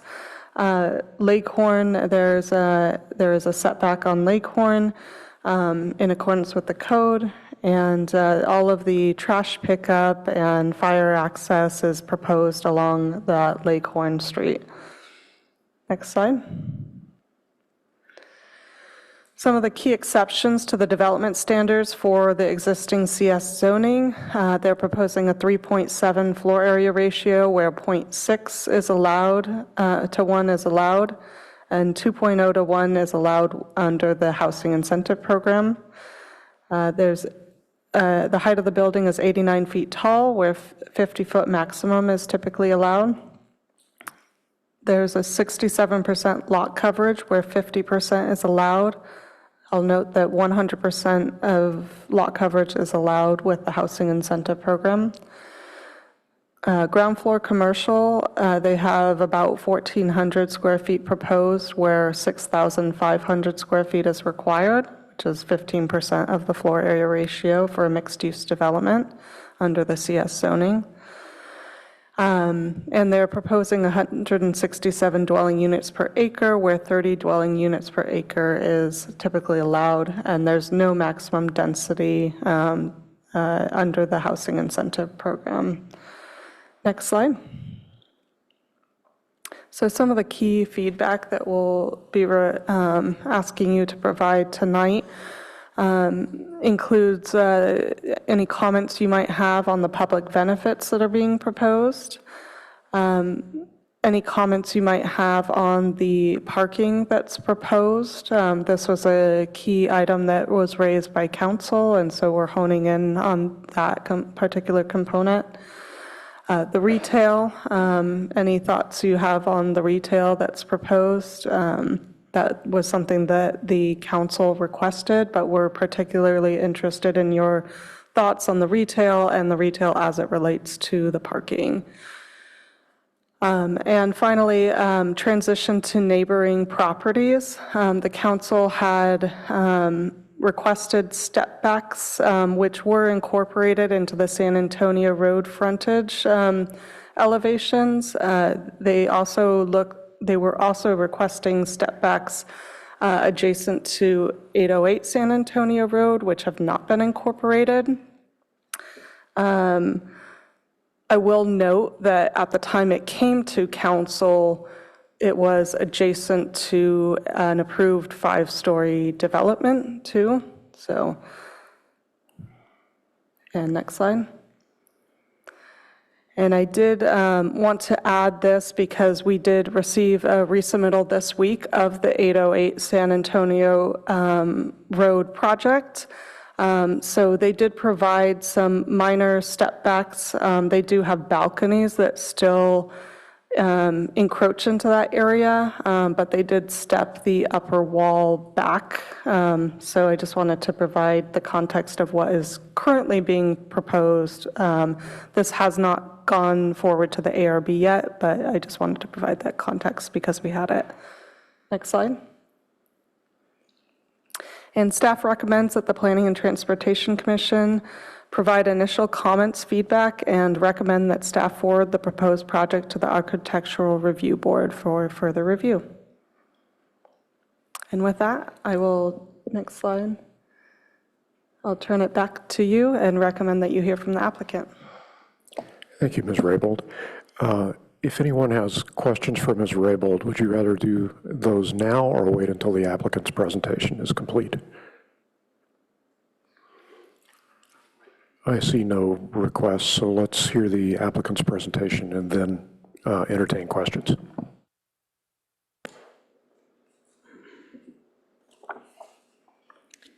Hi, evening commissioners. We're very happy to be before you tonight. Look forward to a robust discussion regarding 788 San Antonio. My name is Megan Watson. I'm a developer at Grubb Properties. We own the property. I'm also joined tonight by a project consultant with Explore Real Estate, as well as our architect with KTGY, should there be any questions for them throughout the presentation. Can we go to the next slide? Actually, can you do one more? Perfect. So as mentioned in staff's presentation, we went and had our pre-screening last May before City Council and really took that feedback to heart. One of the things that we heard as a primary concern was what this whole corridor looks like when we have multiple multi-housing projects adjacent to each other, and concern with creating a tunnel or creating too much of a massing that would overwhelm the corridor. One of the biggest things that we did is, while the program remained relatively similar in terms of number of units, parking, 8 levels, height, we completely redesigned the exterior and really took that into account. And that was what primarily took us to October when we submitted our formal application, and that's what's represented before you tonight. Next slide. So in terms of massing, we heard a lot about upper level step backs and really taking that into account. We see that as a tool in a toolkit where there are many different architectural techniques, things that we can do with massing to really help kind of tone down the scale, if you will, and really break up the massing along, in particular around the San Antonio Road corridor. So primarily, we expanded our rooftop terrace right there on the hard corner on San Antonio and Leghorn up at level 8 there. We also have a expansive courtyard that's up on level 3. That's a 70-foot wide courtyard, which is about a third of the property. That's probably one of the main tools that we've utilized to really help break up the massing. We're using different materials. We've also created a distinction between what we're calling the plinth or the podium level, kind of levels 1 and 2, versus the upper levels, and using horizontal banding as well to kind of emphasize the horizontality and kind of downplay some of the verticality. So those are just an example of some of our techniques that we've utilized to help with that concern. And then overall, just wanted to call out that in addition to the 25-foot setback that we have along San Antonio, the average step back at level 8 is 55 feet. That's when you take into account the courtyard as well as the rooftop terrace, which we think is pretty generous. Next slide. Street activation. This is another thing that we heard during the pre-screen. So one really key change that we made is we incorporated the retail back in. I anticipate we'll have some discussion around that tonight. I know there's a range of opinions, but we have maintained that in this design before you tonight, and it's right there on the hard corner. That is an activation tool, and we really use that as a jumping off point for the rest of the ground floor experience. And that's not just through the building architecture, but also through the treatment of the landscape and the streetscape. You're seeing the bike lane represented there. It's a really wonderful pedestrian experience. Lots of street trees for shading as you come through. I know there's a lot going on in discussion with the San Antonio Road area plan. What our intent here was to represent that those proposals that are being discussed are possible here, and we're really excited about having those at our front door and continuing to collaborate on that. Also, just want to note, just kind of on the timeline of this, we're in the PhD right now, and at the end of the PhD, we'll have to complete design and go through permitting, and then this is about a 3-year construction once we break ground. We're about 5 years out. This is not a project being built tomorrow, so when we talk about ongoing discussions with the San Antonio Road area plan, we really mean that this can evolve with that and be delivered cohesively with some of those initial phases, and we really look forward to that. Next slide. One of the ways we're able to do that along San Antonio Road has to do with curb cuts. So wanted to highlight that the current site has 5 curb cuts. There's 3 on Leghorn and 2 on San Antonio Road. The updated design has 0 on San Antonio Road. We're really happy about that. and then there are only one on Leghorn. And that was really important for us. We do have the benefit of having 2 street frontages and being on the hard corner. So the trade-off is that we have really utilized Leghorn for a lot of those back-of-house needs, such as garage entry, trash, the fire access, transformers, those types of things. But the benefit is it really frees up the San Antonio road experience. Next slide. Well, this is really what I was just talking about, is what we were able to accommodate. Again, with that 25-foot setback, there really is a lot of potential. One of the comments we did receive was to kind of limit the level of design or activation that we're showing within that setback, and we certainly understand the reasoning for the rationale for doing that when there is a lot still ongoing in discussion. But for us, we really want to activate and design this space and make it a kind of awesome experience, not just for our residents, but people coming through here. So we have left that level of activation and design here in the plan before you tonight. Let's see, next slide. Okay, the last couple of slides are about parking, which is the topic I want to end on, at least for my remarks at the moment. 74 stalls, it's a 0.44 parking ratio. We do have 167 bike parking spaces for a 1-to-1 ratio. We really want to celebrate the mobility and transportation options at this project. One of the ways we do that is by really enhancing through design elements the parking entry. One thing to note right up front in this entry experience is that's where we will put our car share. Those are dedicated cars for our residents. We're proposing 7 of them.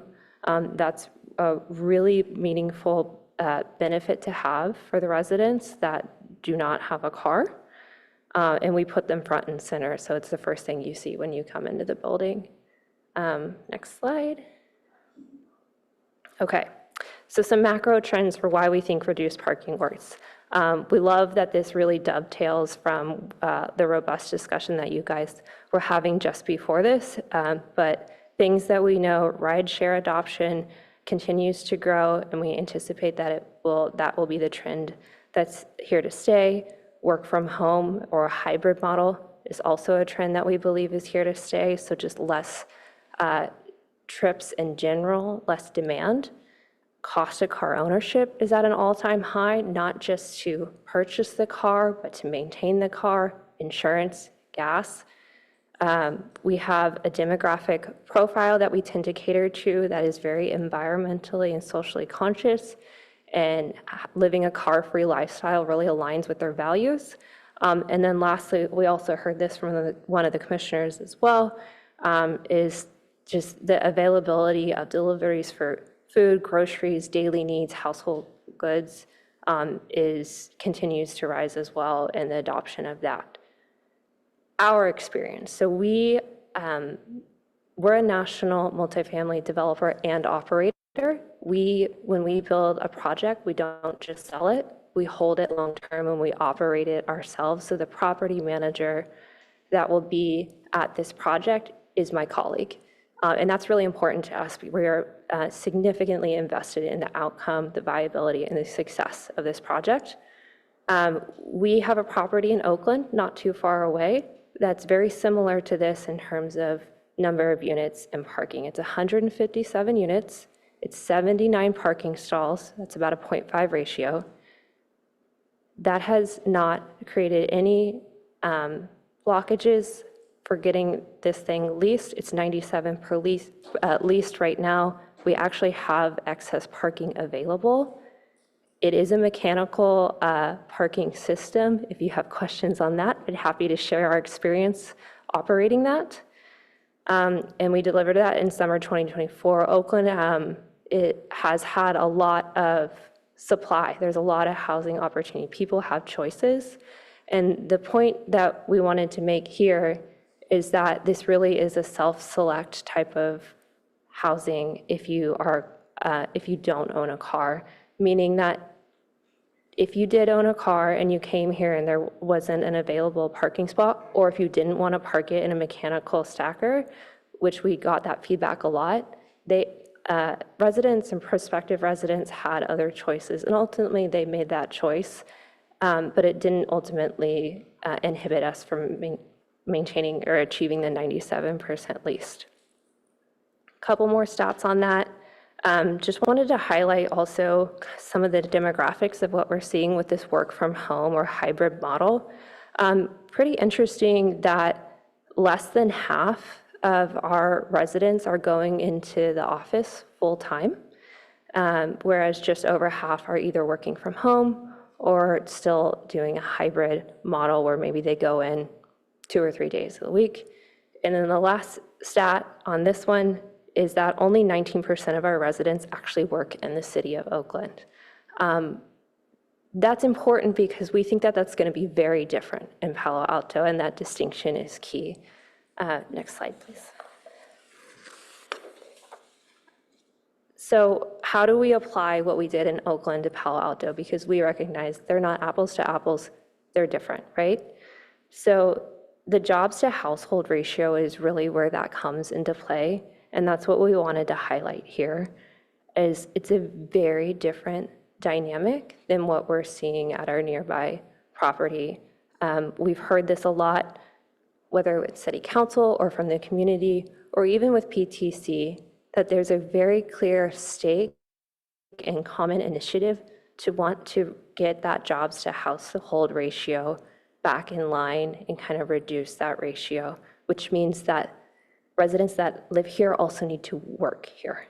And so what that tells us, as compared to Oakland or San Jose as well, is the distinction is that the transit that we really need to enhance and make this successful is on a hyper local scale as opposed to a regional scale. And that's not to say that regional connectivity and regional transit isn't important and doesn't play a key role. It's a distinction between what we're seeing in other markets where we really are focused on that last mile, the last 2 miles, getting people for this really local connectivity, whether it's through bike lanes, which there's been a lot of discussion around enhancing the pedestrian experience, additional bus stops to get to Caltrain. There's a lot of different opportunities, but it really is that last mile to 2 mile that can really transform the viability of this. And then lastly, we just wanted to highlight again with this visual on the map how close we are to these resources in terms of the Shoreline Park, the Baylands, and some really key employers in the area that are set to continue to expand, all within a mile of us. I mean, this really is not that far away. And all of these factors are why we believe in the viability of a reduced parking ratio here, which ultimately means less demand on automobiles and on the roads of San Antonio, which we've heard a lot of concerns about traffic. And we even heard it from the consultant previously that the best way to reduce this is by just not providing the parking. That's been our finding as an operator, not just in California, but across the nation. And we look forward to your feedback and discussion tonight on all those topics. So thank you.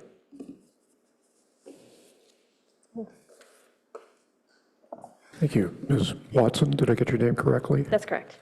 Thank you. Thank you very much. Anyone else from the applicant? No? That's the end of their time. Okay. Commissioners, do you have any clarifying questions to ask of either staff or the applicant in order to inform the public comment?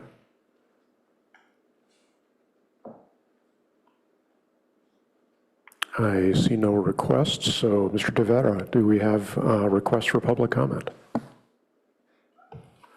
To the chair, at the moment, we have 5 requests to speak. If there's any other members of the public that would wish to speak to this item, I would ask that you give me a public comment card or raise your hand on Zoom.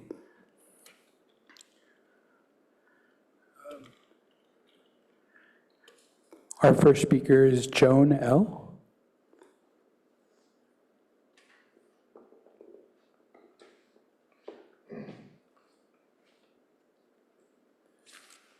Good evening, commission members, city staff, and everybody else. My name is Joan Larrabee. I live at 777 San Antonio Road, which is the greenhouse right across the street. 10 acres, only 140 units on 10 acres.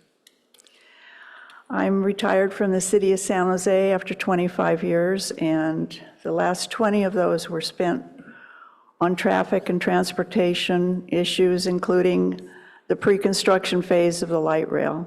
So this, something I would like to speak about, my concerns about this. An 8-story building with only less than half the units getting even one parking place. San Antonio Road only has 4 lanes, no bike lanes, no bus service. There was a bus service when I moved into the greenhouse in the 80s. It stopped right outside next to our driveway. But eventually, the bus service had to be pulled off because the roadway is just too narrow to even have a bus. Very disappointing.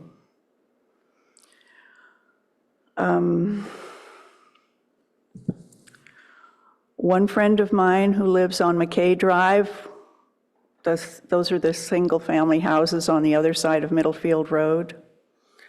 She calls it the Palo Alto parking lot. San Antonio Road is a parking lot. And the commissioner who came in on the Zoom, she's had a level of service X. I've never heard of an X.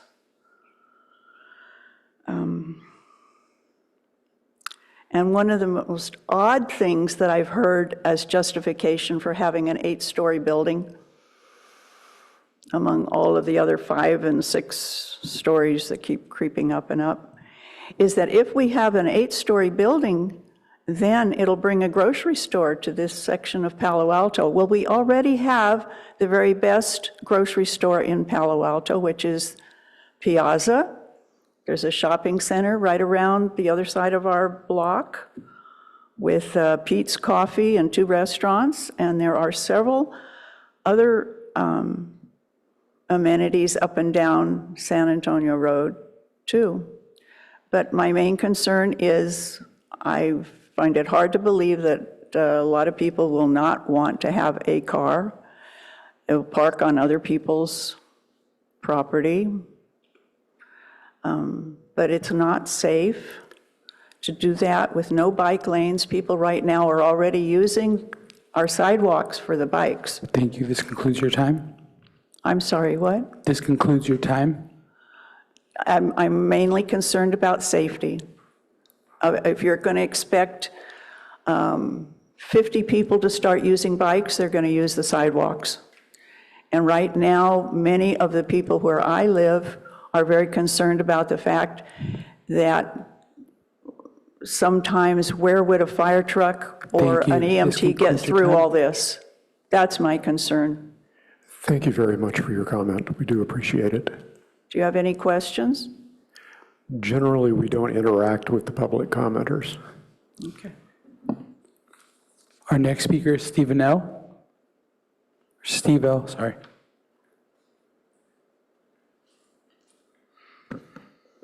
Hi, I'm Steve Levy. I think I'm going to sound a bit like Claire on this. I support the staff recommendation that has 2 parts. Please add your comments and suggestions, and please move it forward as it will come back to you. You and the council have decided already that this portion of the south side of San Antonio is appropriate for 8-story buildings. The one adjacent to this was raised from 5 to 8 stories at the request of council. The one at 762, which is not adjacent, I walked that a couple of times, is also 8 stories.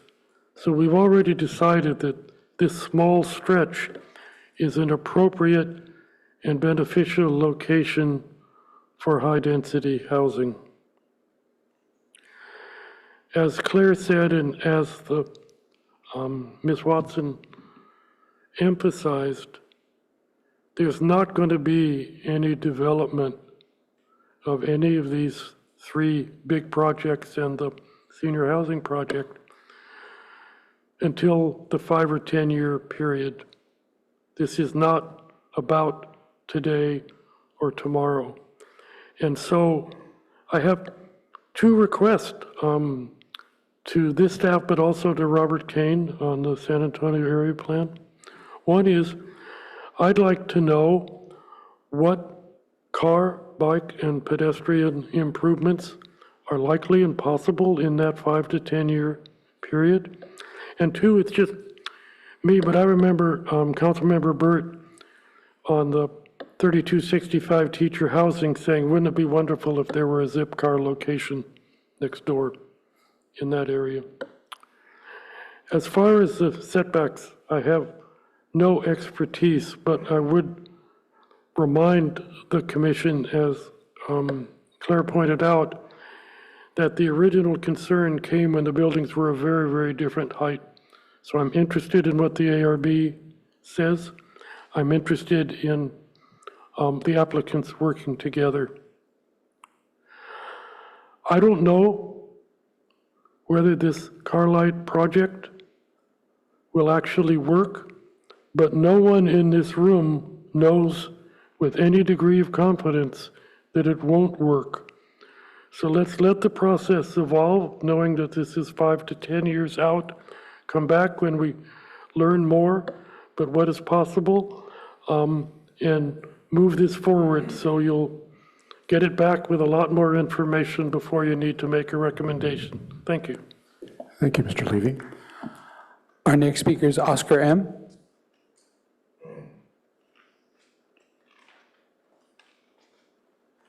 All right, good evening, esteemed members of the PTC. So my name is Oscar Mazariegos. Thank you for giving me the time to speak tonight. I am a field representative with the North Coast States Carpenters Union. I represent about 5,700 members, give and take, over here in this Santa Clara County. So tonight, as you consider this item for some much-needed housing, I urge you to also consider how this project will be built and who will be building it. We are in no shape or form against any housing. We just want it to be built without taking advantage of the workforce. Housing is not just about units and numbers, it's about people, both the families who will one day live in these homes, but also the men and women who will be constructing them. That is why choosing a responsible contractor is critical. A responsible contractor is one who values the workforce and invests in them, one who ensures workers are paid area standard wages and can afford to live in the communities that they serve.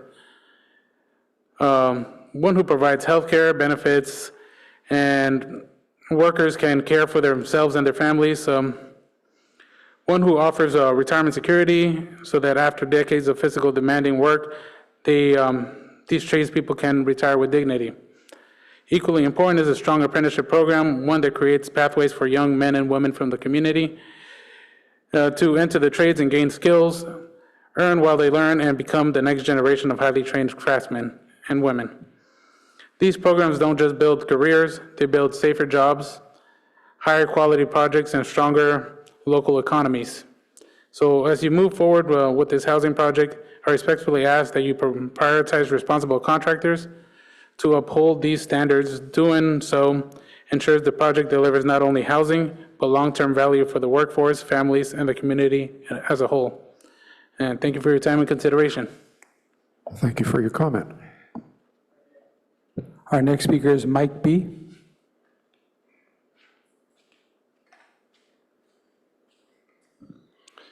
Good evening, Commissioners. My name is Mike Brown. I'm a representative with the North Coast States Carpenters Union, and you guys have a lot goes into this and a lot to consider when you're looking at these projects. But I'm going to echo a little bit of what my brother said. But One thing that is grossly overlooked a lot of times is the hardworking men and women that are building these projects. And what is the true public benefit? Are these workers getting paid area standard wages? Are these workers provided health care? Are these workers going to be able to retire with dignity? And is apprenticeship utilization being used? That would be the true public benefit, would be that the developer hire a responsible contractor that provides these things to the hardworking men and women that build our nation. Thank you for your time. Thank you for your comment. Our next speaker is John P. John P., you may now speak. Hello, thank you for the opportunity to speak. For fairness and transparency, the Planning Commission is requested to consider and publish how Palo Alto's housing element requirements are recommended and distributed across the Palo Alto neighborhoods. This is important so that a particular neighborhood doesn't feel that they're carrying much more of the burden than other neighborhoods. The 788, 790, 796 San Antonio Road project is one of 4 projects in the queue for the east side of the section of San Antonio Road between East Charleston and Millville Road that may bring an additional 550 residential units to this small section of San Antonio Road if all of the exceptions are granted. The Planning Commission is requested to consider the appropriate density level for this section of San Antonio Road before accepting the exceptions requested for this project. This would be like a foot in the door, and that is not necessarily a good thing. The tallest buildings in this section of San Antonio Road between East Charleston and Middlefield are the 5-story Marriott hotels, and at the end of this is the Oshman Center. An 8 or 9-story building would be out of scale for the neighborhood, and 3 or 4 of these side by side could form an intimidating wall with unexpected consequences, such as the wall could reflect traffic noise from San Antonio Road into adjacent Palo Alto neighborhoods. We just don't know. We don't have experience with this type of building or this density of construction. The SERAP project has been considering considering 8-story buildings, but they've pretty much come to the conclusion that those buildings should be placed along Highway 101 and not in the neighborhoods where they really are not to scale. Currently, the section of San Antonio Road between Millville Road and East Charleston Road provides in each direction 2 lanes of traffic, 1 lane of which is a shared bicycle lane, a parking lane, which is also used as a right turn lane, a loading zone, a median strip, which is also used as a left turn lane, and a sidewalk and a parking strip. This fits within 76.5 curb to curb and overall 100.5 feet ROW.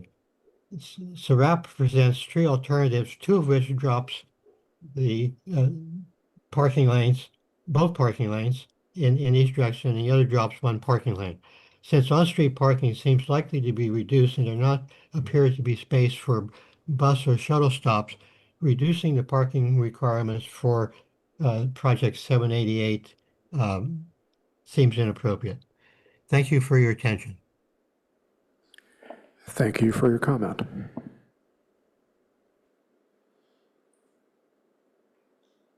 Our next speaker is Jeremy L. Jeremy L., you may now speak.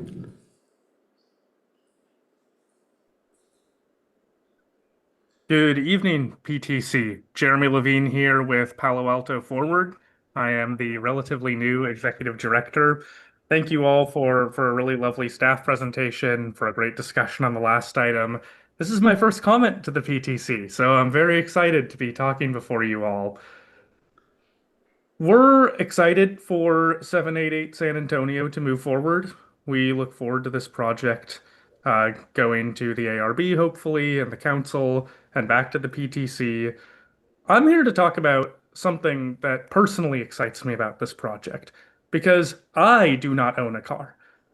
And it is possible for me to live without owning a car, in part because I live in an apartment building with a 0.5 parking ratio and unbundled parking, which means that I am able to live in an apartment and not need to pay the $200 that it would cost in order for me to have a parking space every month, and to pay for the insurance, and to pay for the gas, and to pay for the monthly upkeep expenses of owning a vehicle.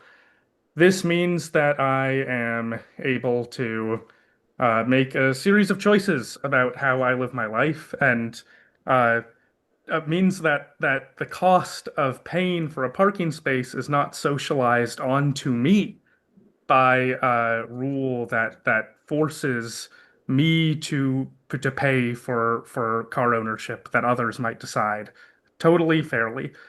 I'm really looking forward to the future of the San Antonio corridor. I think the city's planning for a really ambitious vision of what this corridor is going to look like, and I hope that as it moves forward with the San Antonio area plan, projects like this that envision the future of a transit-oriented, walkable, bikeable corridor are something that the PTC celebrates and supports. So, looking forward to your discussion tonight, and to many more public comments in the future. Thank you. Thank you, Mr. Levine. And through the chair, I have no other requests to speak. Thank you, Mr. Tavera. Commissioners, as with 800 San Antonio that we reviewed a few weeks ago, we're making a simple decision tonight about whether to forward the project to the ARB. However, we'll see the project again. So I encourage everyone to bring up their concerns now so that the ARB and the applicant have plenty of time to prepare for the questions that we're likely to have later. So general discussion is now open. Through the chair, I would like to invite the applicant to make a closing statement if they wish. Pardon me, absolutely right. Sorry I missed that.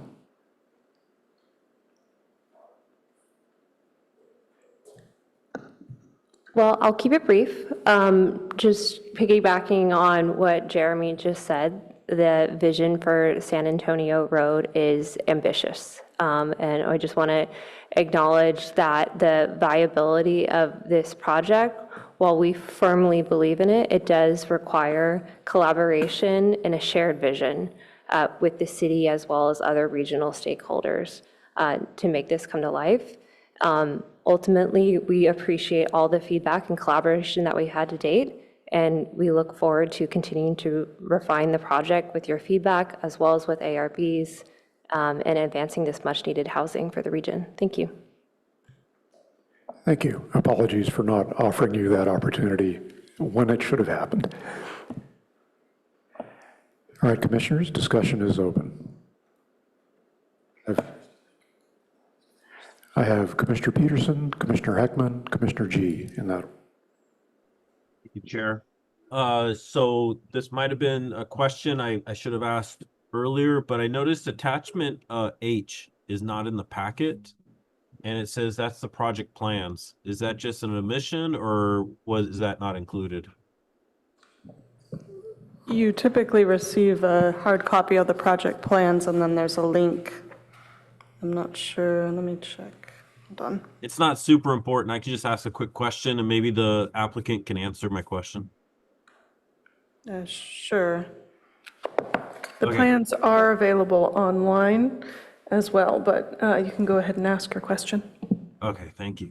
So for the applicant, one of the questions I have is, I see the outside of the building, the rendering of the 3D and all the rest. But what's the construction of this? Is this a mass timber construction with the heavy beam timbers? Is this a masonry, or is this steel? What type of building is this? Yes, great question. So it's 8 stories, so it'll be 5 levels of wood frame. situated on top of 3 levels of concrete. Okay, so that probably explains why the Carpenters Union came in, because it's a wood frame building then. The kind of the normal what we Yes. see we call them podiums, correct? Yeah, podium, you typically might see a 5/2. This is a 5/3.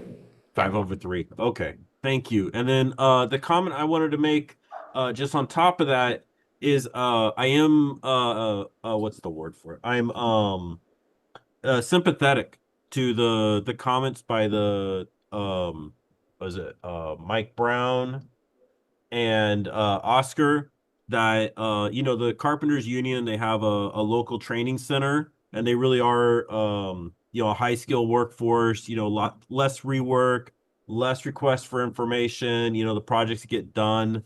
So I would encourage, I've been to their training center in Morgan Hill, and so I would encourage you, if you're familiar with building construction in this region, they're just a great resource. It's just a place where you go. It's to get the high quality workforce. But I'll keep the rest of my comments for the next round. Thank you. And for clarification, just for the record, it looks like the references to the attachments at the end of the staff report skipped the numbering for F, but the attachments are actually labeled A through G. So what was referenced as the project plans as attachment H are actually labeled as attachment G. Oh, excellent. Okay. Thank you for that explanation. I have Commissioner Heckman, then G, then Vice Chair Chang. Thank you, Chair. So a question for staff, and then I think I have 3 questions for the applicant. So staff, the background here, if I understood correctly, the version of this project that went to the council for pre-screen last May did not have retail. Council expressed an interest in seeing retail, and the version we have received now has 1,400 square feet of retail. Is that right? That is correct. Okay. If I could have Ms. Watson come up, just 3 questions for you. Given your organization, its background and experience, you've addressed the council's concern by providing retail. How does Grub feel about it? Are you excited to have it? Are you nervous that you won't be able to tenant it? There isn't a reticence to it, in part, and I'll just disclose, I have previously developed retail as well, so it is something I know intimately. Retail likes to be clustered. Nodes really work, and having some intentionality with where that retail is located is really important. One of our concerns is our neighbor to the south not having it. I know there's been some back and forth of whether our neighbor to the north would have it, but ultimately how it's showing up right now is it's a bit fragmented. So for us, if the desire is to have retail, what we would ask is that it be a little bit more strategic in how we're locating it and clustering it together throughout the corridor, as opposed to it being more of a broad brush. That's where it starts to become more of a challenge. We've had very unsuccessful retail and some successful retail, and it's really driven by the neighborhood characteristics that it's in. Okay, thank you for that. Second question, your Oakland project, the Link Apartments 412? Yes. What's the address of that? 412 Madison. Madison. It's in Jack London Square. Okay. All right, and the third question, 3-year construction from, I was trying to understand your timeline. That seemed like a long time from issuance of building permits to build it, but maybe you were thinking from sort of the land use entitlements, and then the 3 year starts with your pursuing the building permits? No, that's from when breaking ground. A project of this size, the 8 stories, it definitely would be, I think at best, we could carve it down to 32 months. There's other things that contribute to that, such as inspections, getting power to the site. There's a lot of coordination. So for us, that 3 years, that 36-month construction schedule is what we're allocating. Or anticipating. You are taking into account that you don't have to deal with PG&E at this site because you have Palo Alto's own utility, which we are aware. My impression is they're more responsive. Yeah, we look forward to that. Okay, all right. Those are my questions for you. Thanks so much. Thank you. I guess let me say overall, I'm enthusiastic about good size 8-story housing project at this location. And I'll have some specific comments, but I want to do it on a second round. Thank you, Commissioner. Commissioner G. Thank you, Chair. Like my fellow commissioners, this will be a questioning round for me.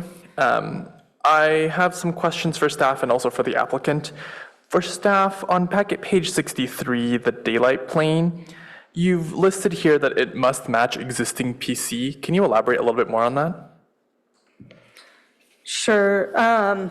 It's a bit interesting. The way that the special requirements in the code under 1838 read is that if you have 60% of the site that's residential, you can match the daylight planes of the neighboring property that is in a residential PC use or residential use. So they can match the daylight plane of the neighboring property. The daylight plane of that neighboring PC is not really well defined. They had their massing of their building that was approved by council under their PC ordinance at the setbacks that it was proposed at. But it doesn't have a clear daylight plane, and that's because when it was being developed, there was no daylight plane requirement because they weren't adjacent to a site that was in a residential zone district or a residential PC. And so that's the technical requirement. I understand. I think the commissioners know I'm very familiar with 1838 150E. So, okay, I understand it's a little bit of a chicken and egg between this project and 808, so that makes sense. For the next line, the build to lines, you've listed Leghorn, none built to setback. Can you elaborate on that a little bit more? Technically, the setback, the building is set back slightly further than the actual setback line, and so they are not building up to the exact setback line. I see. So it's like inches or very small amounts is kind of what you're saying here. Okay, thank you.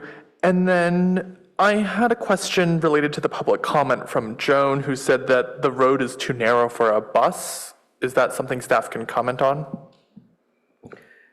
I would say that no, it's not too narrow for a bus. It is a truck route.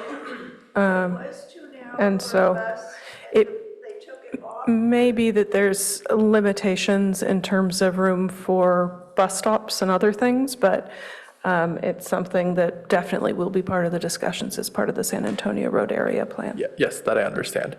I just want to confirm that for the record. And then also, I wanted to clarify a different public comment who said that the city has decided to build 8 stories as a part of the San Antonio Area Plan, but my understanding is that decision is not finalized yet. Can staff confirm that?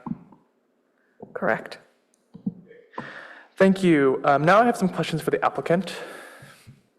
So thank you for providing the presentation and a comparison against your project in Oakland. Can you tell me a little bit more about what is around the project in Oakland? Can you tell me about the transit? Can you tell me about the supermarkets? Can you tell me about the park space? Can you just tell me a little bit more about the area?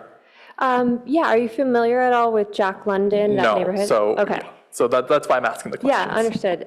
So a couple things. So it's located in the Jack London neighborhood. Our particular project, which is 412 Madison, is right on a freeway. It was one of the things that for us when we were designing the project was one of the things we were the most sensitive to. Jack London is a walkable neighborhood. However, it has been impacted as a result of some COVID era and some retail vacancies. So it's just starting to kind of get its legs again. It's a couple blocks from the waterfront, which I think is probably one of the nicest aspects of it, which is where Jack London Square itself is situated in. In terms of transit, there's two key transit access to note, which is proximity to a BART station. And then also the ferry is also pretty popular for residents within Jack London. You can hop on the ferry, commute to San Francisco. So those are just... Any other comments about like supermarkets or parks? Well, the park would kind of be the waterfront, so there's a whole kind of trail in Plaza area right on the waterfront. That would be the main park hub. And then there actually really isn't a supermarket within walking distance, but there's kind of some peppered throughout downtown Oakland, but there's not one actually within the neighborhood that's walkable. Okay, thank you. And then can you tell me a little bit more about your decision for the retail square footage? How did you settle on this number? So this is, I don't want to say a holdover, but we were referencing the previous entitlement, the 102 units. This was approximately the same square footage. And I can't recall the exact code reference, but it basically was in reference to replacement retail and based on some of the existing commercial square footage that we presently have on site, noting those are vacant right now, but that's how we derived the calculation. Thank you. And then for the vehicle parking, can you tell me a little bit more about the 74 proposed on packet page 65? So is this including the 7 that are the shared vehicles? Help me understand how these two balance out. Yeah, the 74 is total, so that would be inclusive of the car share. There's 2 ADA, I believe, and then we have 2 that are dedicated for guest or prospective resident parking. Okay, so sorry, just help me do the math here. So how many are actually like, if I'm a resident, I can get a car, like how many car spaces are there allocated for residents? Yeah, so there'd be 74 less 11, so 63. Oh, I see. So the 74, the number that you've provided here is already subtracting out the spaces that you're pre-allocating for the opposite. The 74 is total, so Okay. you would net out the 7 plus the 2 and 2. So it would take you down to 63. Okay, so that's helpful. Thank you. And then I had another question, which is in your council presentation, you had said that the building manager would also be living on site. Yes. And I was wondering, so from a units perspective, that is just one fewer unit. Is that for like other residents that aren't the building manager, or how does that get counted here? Yeah, one of the 167, one of them would go to a property manager, and that's a state law, by the way. Yeah, no, I'm aware. I just wanted to make sure that I'm just doing all of my math correctly. Okay, and those are all of my questions for now. Thank you. Thank you. Vice Chair Chang. Thanks, Chair. Okay, I'll make my comments a question round as well. So for staff, how many bike spots are there exactly? I saw 167 in your presentation as well as 167 on the plans, but then looking at the TDM portion, I saw only 120. So I just wanted to verify that the 167 is actually the planned number as of right now. We were noting that as well in our comments on the TDM plan, that there was a discrepancy, but staff's understanding is that based on the plan set, that what's proposed is 167. Okay, thanks. Sounds like you have the same confusion. Maybe the applicant would like to answer that question really quickly. That's correct. It's 167. We're planning for the 1-to-1 ratio. We believe there was a typo in the TDM that we'll have corrected. Okay, thank you. And then for staff, when you referred to 20% of the units as being below market rate units, that's a weighted average of 20%, correct? Rather than, because if I do the That's- actual math, yeah. it's 16.7. Correct, yes, that is the weighted average, sorry. Okay, no, thank you.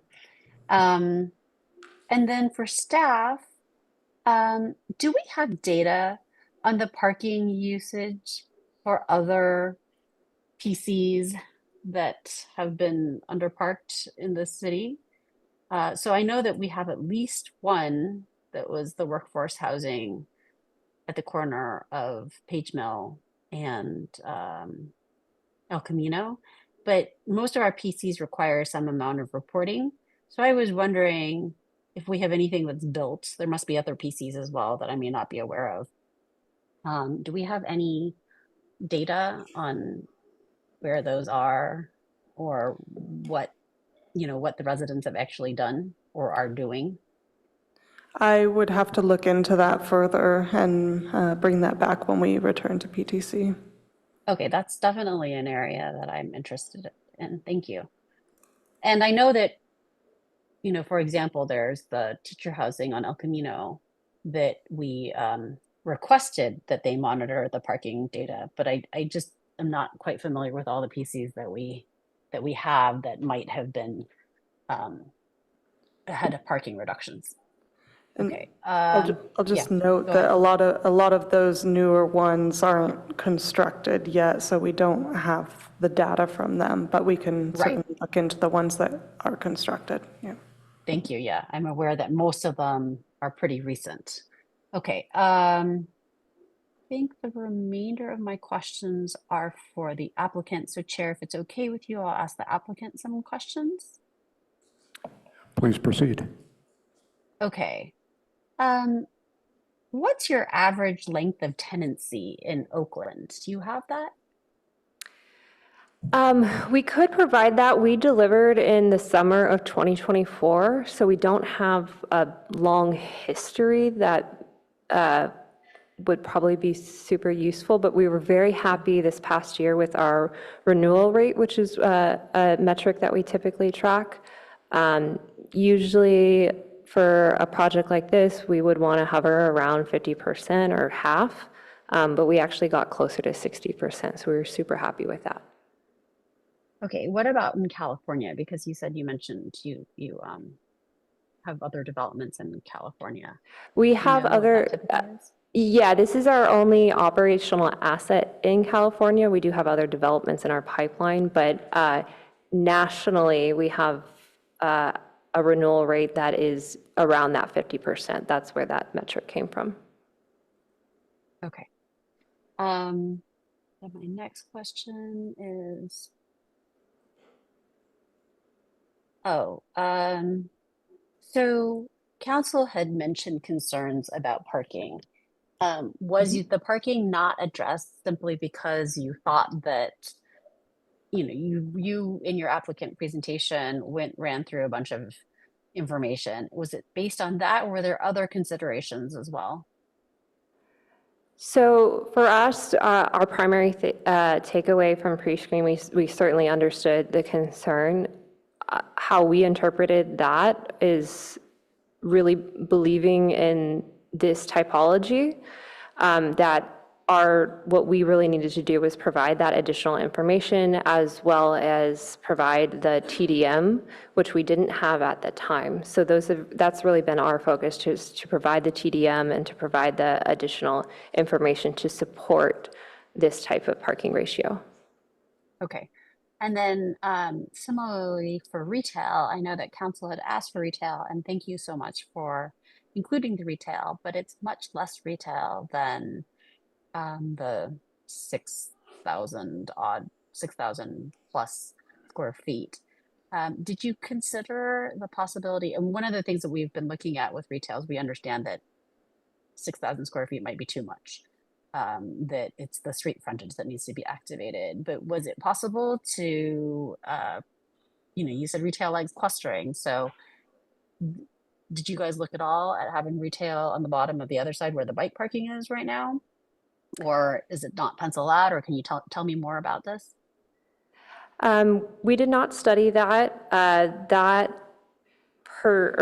that 6,000 square footage was actually a new metric for us. The part of the code that we were referencing for replacement retail that we were using to determine the square footage comes out to a different number. So that was, that level was new information to us as of this report.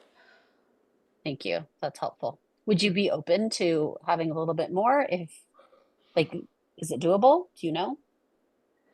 Well, doable. There's a lot of different things to consider. Obviously, the hot topic of the evening, which is parking, you know, at that level of 6,000 square foot, we really have to talk about the parking impacts with that. That's probably the biggest concern.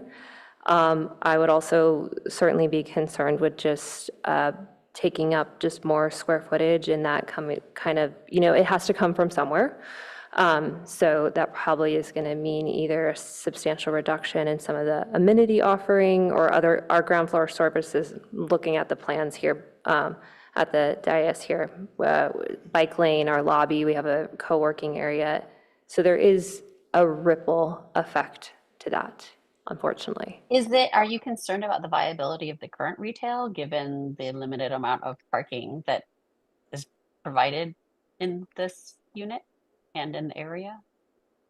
We're concerned about the viability of the retail in general, yes. Yep. Yeah. Okay, thank you. Thanks. That's it for me, Chair. Thank you, Vice Chair Chang. My questions have been ably asked by my fellow commissioners and answered by staff and Ms. Watson. So rather than extend the question round, I will begin commenting. And why not start with the hard one? Let's do parking first. So phrasing it delicately, the parking and TDM plans strike me as unrealistic. So this will be the single largest concern when this comes back to us from my point of view. Looking at Link 412, I see from Google Maps that within 1/4 mile of that project, there are 8 bus stops at the Jack London Transit Station. It's not that far apart. And I didn't notice the ferry, but now that you've mentioned that, that's significant for commuters to San Francisco. So it bears on the 19% of residents work in Oakland observation, how many work in San Francisco and take the ferry or BART.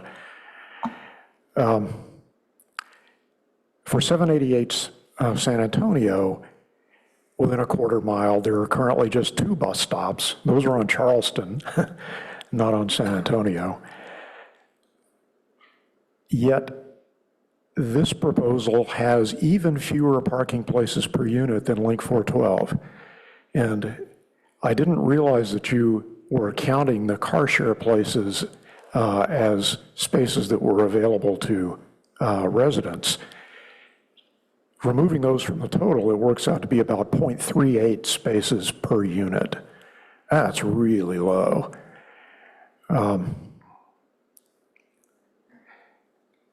I think it's worth mentioning some general statistics about Palo Alto. According to the census, 70% of employed Palo Alto residents work in other cities, despite the 4-to-1 jobs housing imbalance. So that tells us something about commute patterns that exist today. Just shy of 50% of employed Palo Alto residents commute more than 10 miles. So those are not going to be local bike and bed commuters. They're going to be transit or vehicle. Unless you believe that you can attract residents that are drastically different over the lifetime of the project from Palo Altans today, then you're likely to run into some difficulties here. A point I often make is that in Silicon Valley, we deal with a geographic distribution of jobs that's different from many other parts of the Bay Area, including the East Bay. Because we're so distributed, So you need that transit access not only where people live, but also where the jobs are. And currently, that's the weak link. So there's a major transit issue that has to be solved there to make this sort of thing viable. People also change jobs frequently here, which means at one point, I haven't checked it lately, but at one point the average tenure in a tech job was around 2 years. So it's worth checking on that. If you live in this project on San Antonio, it's pretty likely that at some point in your life, you're going to want a job that needs to be accessed in Silicon Valley, that needs to be accessed by a car. With the limited parking we're talking about here, then that forces residents to choose whether to move or pass up that job. So that's a potential weakness, which leads into a comment I made a few weeks ago, and I'll bring it up to date today. The cautionary tale of the Fay in downtown San Jose. The Fay is a 336-unit high-rise that was about to be foreclosed at the end of January due to poor occupancy of the 1 and 2 bedroom units. Studios were fine, but the 1 and 2 bedroom units had very poor occupancy rates. The published reports claim that this low occupancy rate is mostly due to the project being underparked. Now, there's good news more recently. It won't be foreclosed, but that's because the city of San Jose has agreed to subsidize 60% of the units. So that's the kind of gap we're talking about that can arise if parking is not sufficient for the lives of the people who would like to live in the development. I think it goes without saying that Palo Alto probably does not have the resources to back up a project to that extent. So we need to have a solution up front that we're comfortable with. Finally, on the parking issue, I mentioned to staff in the pre-meeting that I would suggest increasing the size of the car share facility either within the project or somewhere nearby on San Antonio. I've had second thoughts about that because as I tried to analyze the usage patterns, it looks to me like commuting is going to be the biggest problem here, and car share services aren't a great solution for that. So we need something else. So I withdraw that request for consideration. All right, that is all I have to say about what I regard as my most significant issue with the project. And in the next round, I'll have some other things to say that are a little less critical. All right, let's see, Commissioner Heckman, Commissioner G. So I'm going to do the reverse of what the chair did. I'm going to start with the easy stuff. First of all, on packet page 56, the first line of the mid-modal access and parking project proposes a 40% parking reduction. I think it's 60% is what they're proposing. So if that's right, as this moves forward and you recycle the staff report, please clean that up. Next, I had a question for Mr. Yang on the findings, which are on, and obviously we're not making findings tonight, they were just put in here to remind us of sort of ultimately what we'll have to be thinking about. But I just wanted to ask Mr. Yang a question about B, which is about the public benefits, right? And so this is the justification for the planned community zone district, and we're comparing it to, I think, the base district. And B is asking, are we going to get public benefits not otherwise attainable from the application of the regulations in the base district? And so the two public benefits we're talking about in the staff report, one is the provision of affordable housing, and the other is possibly the requirement of an easement in the setback area, the street setback, which incidentally I am supportive of that idea. That's a piece that staff wanted feedback on. So my question here is I think in a residential development under the base zoning, there could also be some amount of below market housing, but not as much because of the more limited density. And there could also be a requirement for this street easement. So I'm interested in, I want to make sure we can make finding B, and I think that we can because of the additional BMRs generated through this kind of zoning than under the base zoning. Am I reading that right? That's right. There is additional affordability that's required. Although I guess I'd also clarify that for a rental project, we actually don't require any on-site affordable units. The basic requirement for rental projects is that they pay a housing impact fee. Okay. And they can provide units instead as an alternative to paying that fee. But even taking that into account, the PHC does provide more units. Okay, good. I'm comfortable with that. All right, so the step back issue next to 808 has been, council was interested in that, but things have changed since then. Now, instead of a 5-story, I think it's 808, instead of a 5-story next door, it's looking like it wants to be 8. And so roughly the same elevation. And so I'm not seeing a need for a step back there, but I think so on that issue, I'm willing to route this forward and it'll get back to council and they can decide if they want both to step back or only one of them or neither. But so I think there's not so much to talk about there. On the next, I want to talk about the retail. Will staff remind me what, if anything, is proposed directly across Leghorn at the Leghorn, that other Leghorn San Antonio corner? Yeah, so at the very corner, the existing building is not going to change, but at 762 San Antonio, which is one parcel in from the corner, and then wraps around to have entrance off Leghorn as well. There was a 7-story builder's remedy. They have now resubmitted their plans as an 8-story development. So we are analyzing that change right now, but expect to bring it forward to the ARB hopefully by early June this year. Okay, all right. So when I think about retail... But it's just residential, sorry, I should clarify. It is just residential at 762 San Antonio.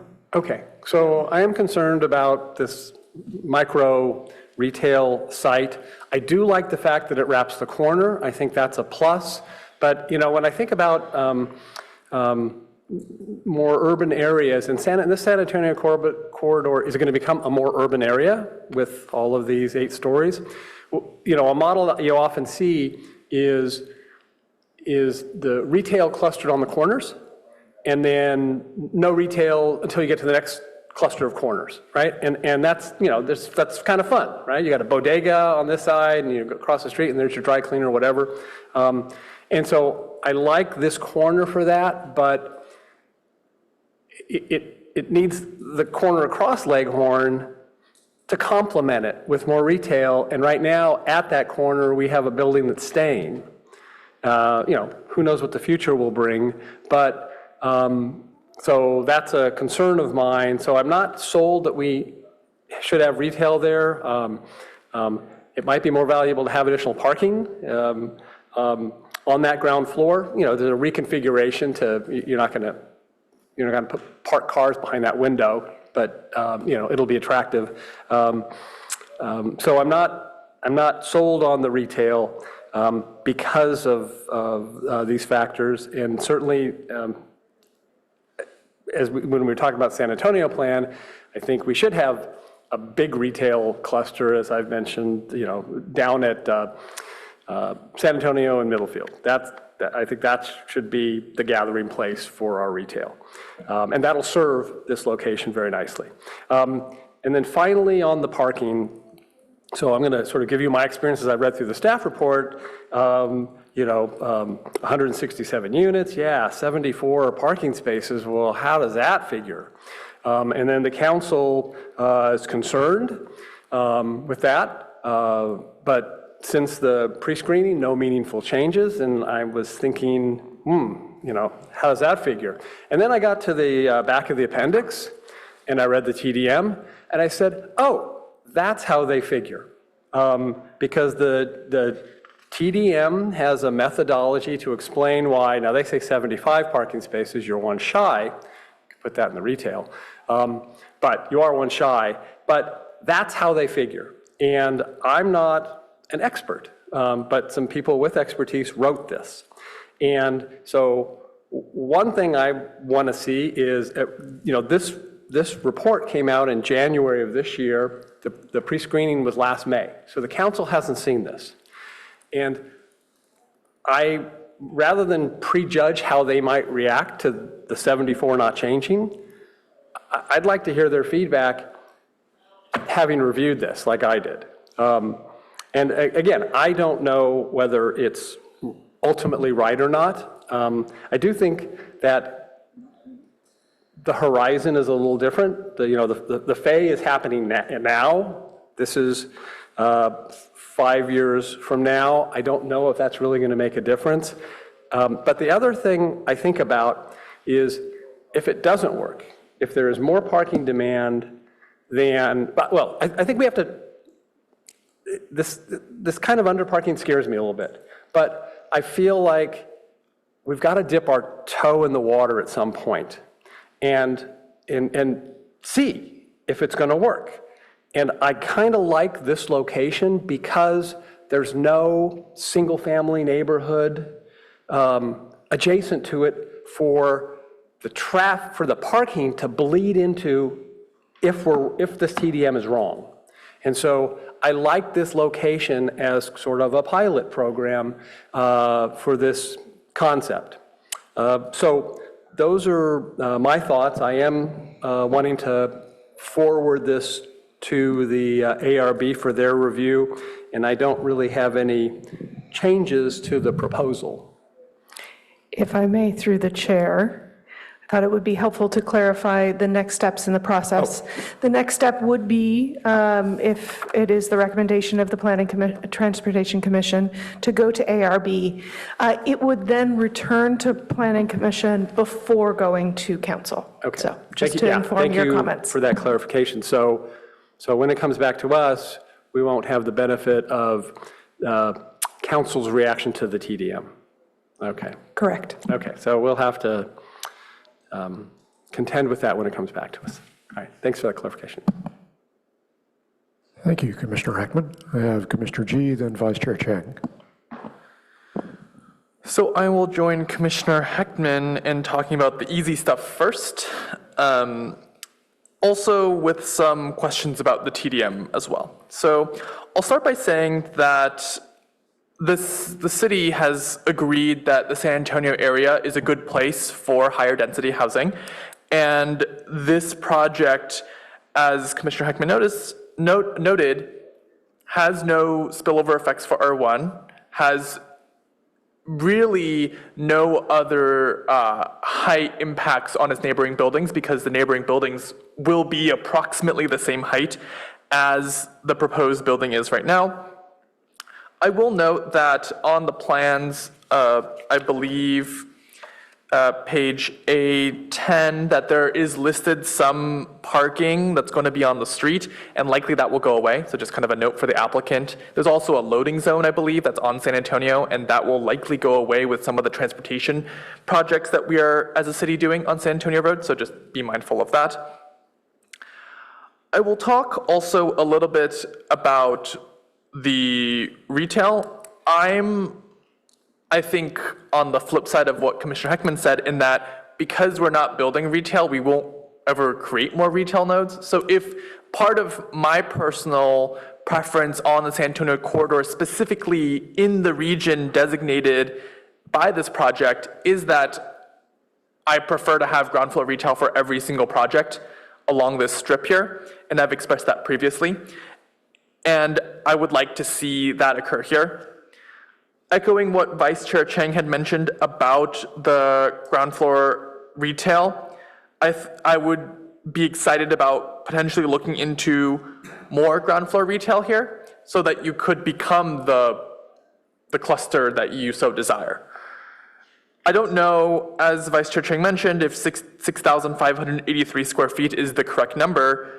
And our retail consultants have also said that different configurations are occurring right now. And so we may want to be more creative with the space there. But I would like to see potentially some more ground floor retail there. I also want to dive into the TDM a little bit more. As the commission knows, my background is more on the transportation side. And so I did have some questions, and maybe the applicant or your consultant can help answer this.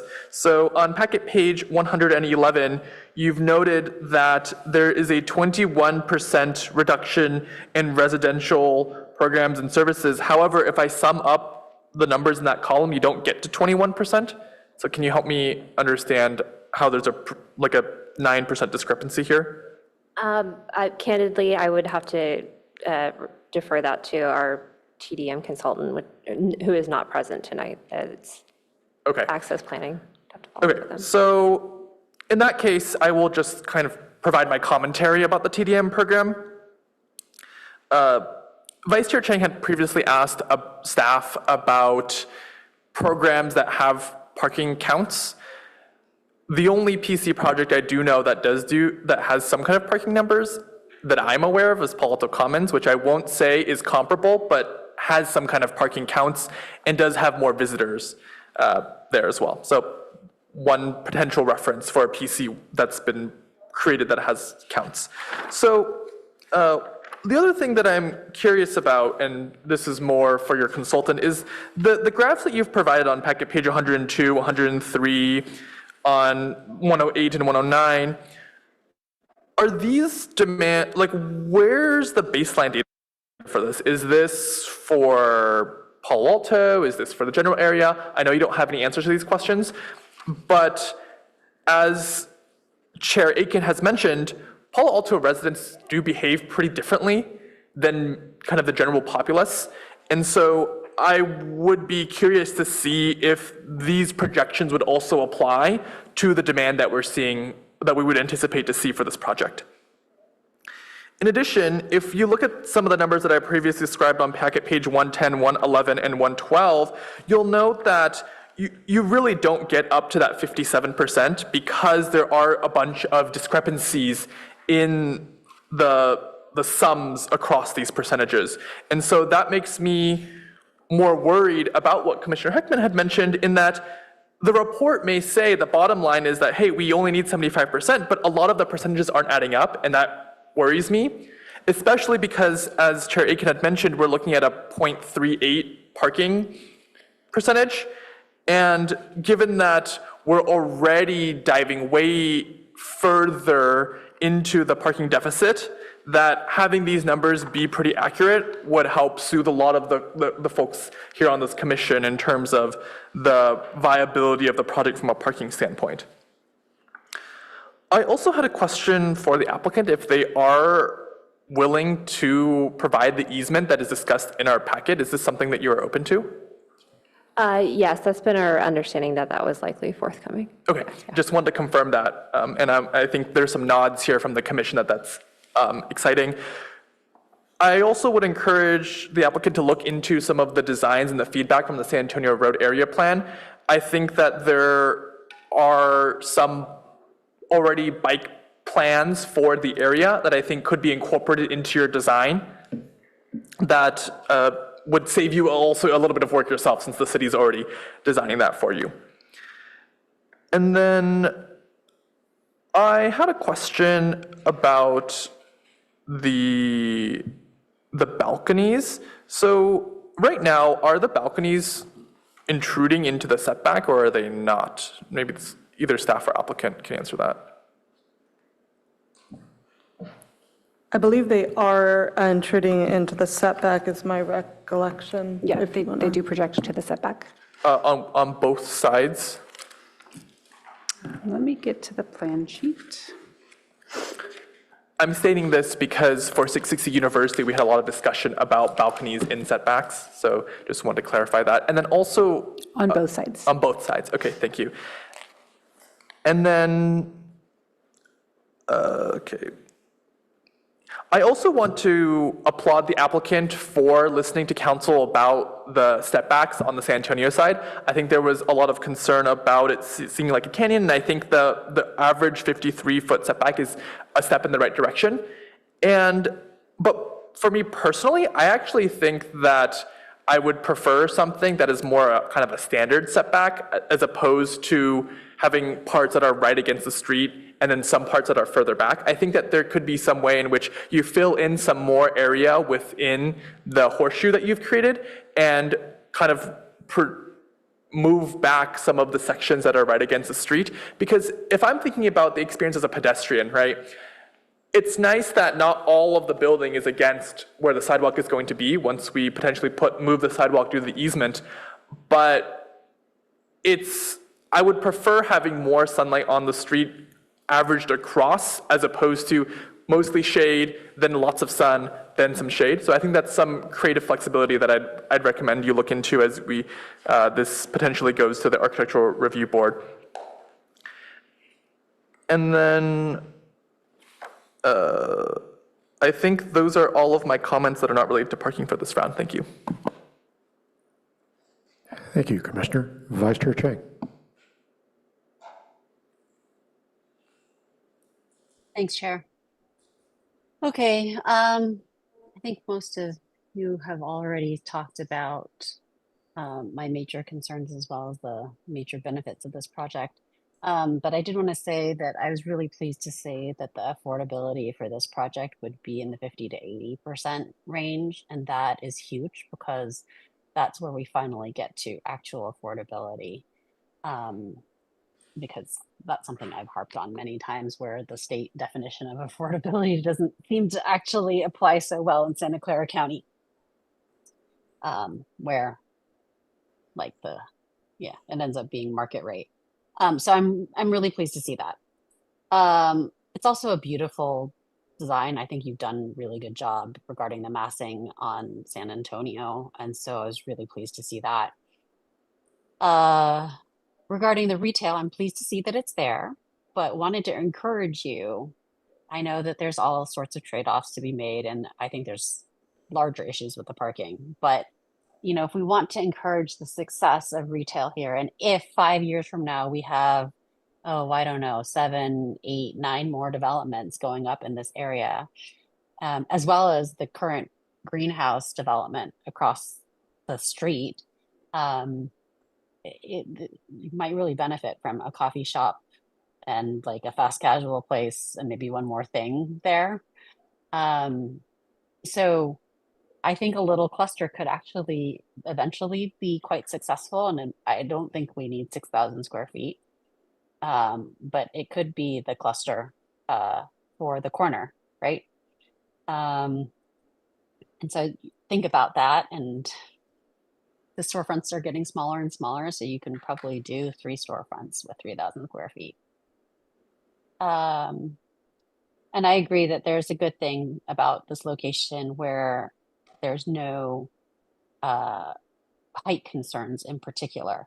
And I think that the public comments that we heard that were complaining about the height, thankfully, the greenhouse development is across the street, and it's set back pretty far, so hopefully things will be okay for those neighbors. But what I really heard from them, and what I really hear from neighbors when they're commenting on the San Antonio area road plan, is it's about the traffic and the safety. And I think that remains a concern here. So if we could address the traffic and the safety, I would have no problem with 8 stories everywhere in this area. But unfortunately, as Commissioner G mentioned, and as Chair Aiken mentioned, that's just sort of not how things work here, based on the data that we have seen to date, and also based on the experience that we've had with our downtown. So that leads me to the downside where I'm very concerned about parking, both both car parking as well as bike parking. And even if I didn't think that the TDM was really optimistic, we run into an issue where the TDMs are by and large unenforceable. And so as we move forward with this, if we move forward with this, I think that we need some way to encourage, as part of TDMs, a contribution into the city's efforts for the San Antonio transportation corridor. I'm not quite sure what those are because the San Antonio Road folks are working on that. But I think that we need something where if we really see that the TDMs aren't being met, that we put some teeth in them somehow. And that's not just for this project, but for all projects. Regarding the comparison to Jack London Square, or the comparison to a development by the same developer in Jack London Square. Jack London Square is one of the most happening places prior to the pandemic. It's in Oakland. It's fantastic. And this is, while we certainly hope to get there with the San Antonio area, the public commenter who mentioned that there's 4 lanes here and essentially no amenities and no transportation, I think that that's really one of the challenges here. So we have a much larger transportation problem. And Mr. Goodfellow, the consultant from the first item tonight, didn't highlight this area as a good area for parking reductions. And so I'm very concerned about that. And this is possibly the most aggressive parking reduction that I've seen. Very concerned about ending up like the Fay in San Jose. And I recognize that this is 5 years from now and that we may make many changes between now and then. But I also know that it took decades, like 20 years, for the modifications for Charleston to actually happen. And so I mean, it seems like things are really picking up their pace. But I would also say that San Antonio and the problems facing San Antonio are much more complex than those of Charleston, because San Antonio borders 2 cities. There's a lot more development happening. So I am not confident that in the time frame that we're talking about here, we could see the transportation changes that we would hope for. So I guess I'm pretty concerned about this. I also wanted to address one more public comment. I think it was from Mr. Levine about being excited about the possibility for people to live here with unbundled parking. And I just wanted to point out that the benefit so as he said, the benefit for that is paying a lower rent if you don't need a car. I wanted to point out that for all new developments, parking is going to be unbundled. And so regardless of how much parking we have in this in this development, people will always have the choice to not pay for parking if they don't want to. So that being said, I'm not confident about those numbers and have some very, very strong reservations. Regarding bike parking, if we think that reducing car parking is going to be successful, I think we potentially need more bike parking, because bike parking is what will make it doable for people to go grocery shopping, a little further away, and to make it to other parts of town a little further away without a car. So I'm glad to see that at least there's 167 spaces. But as I think about, let's say there really is a hyper-local household here, unless they plan on Ubering all the time, they're going to probably need a bike because the public transportation doesn't really exist very well in our doesn't exist to get from all points to get to and from all points in our city. So those are my comments for now. Thank you. Thank you, Vice Chair. Commissioner Peterson. Thank you, Chair. So my comments are going to overlap with Commissioner Heckman's like 99%. I want to agree on pretty much every one of those points. The only point I'm going to give a different opinion is on the commercial, and even on that one, I'm not sure if it differs. I like seeing the commercial, and one of the things to point out is we're decoupling restaurants from bars. So I do want to ask staff real quick, is that space allowable to be a bar? We have not changed the regulations yet, but it is possible that it could be with a conditional use permit. Okay, so I think we've just probably answered somewhat exactly what that space will be, especially if it's the only one within a couple blocks there, because I don't recall any drinking establishments in that area. So at the first floor of a residential, I know here in California Avenue, as soon as you put density of housing, you end up getting a bar pretty quick. Other than that, I mean, the other problem is if it becomes a liquor store, it becomes we got a shop here in California Avenue that gets a lot of the other businesses are upset with because it attracts what they feel like are the wrong people, which is what I don't know what it's called, but they sell marijuana products or something like that. But I think the commercial space, and the reason why the commercial space speaks to me is because, I'm frequently I'm walking or I'm taking public transit, and it's safety.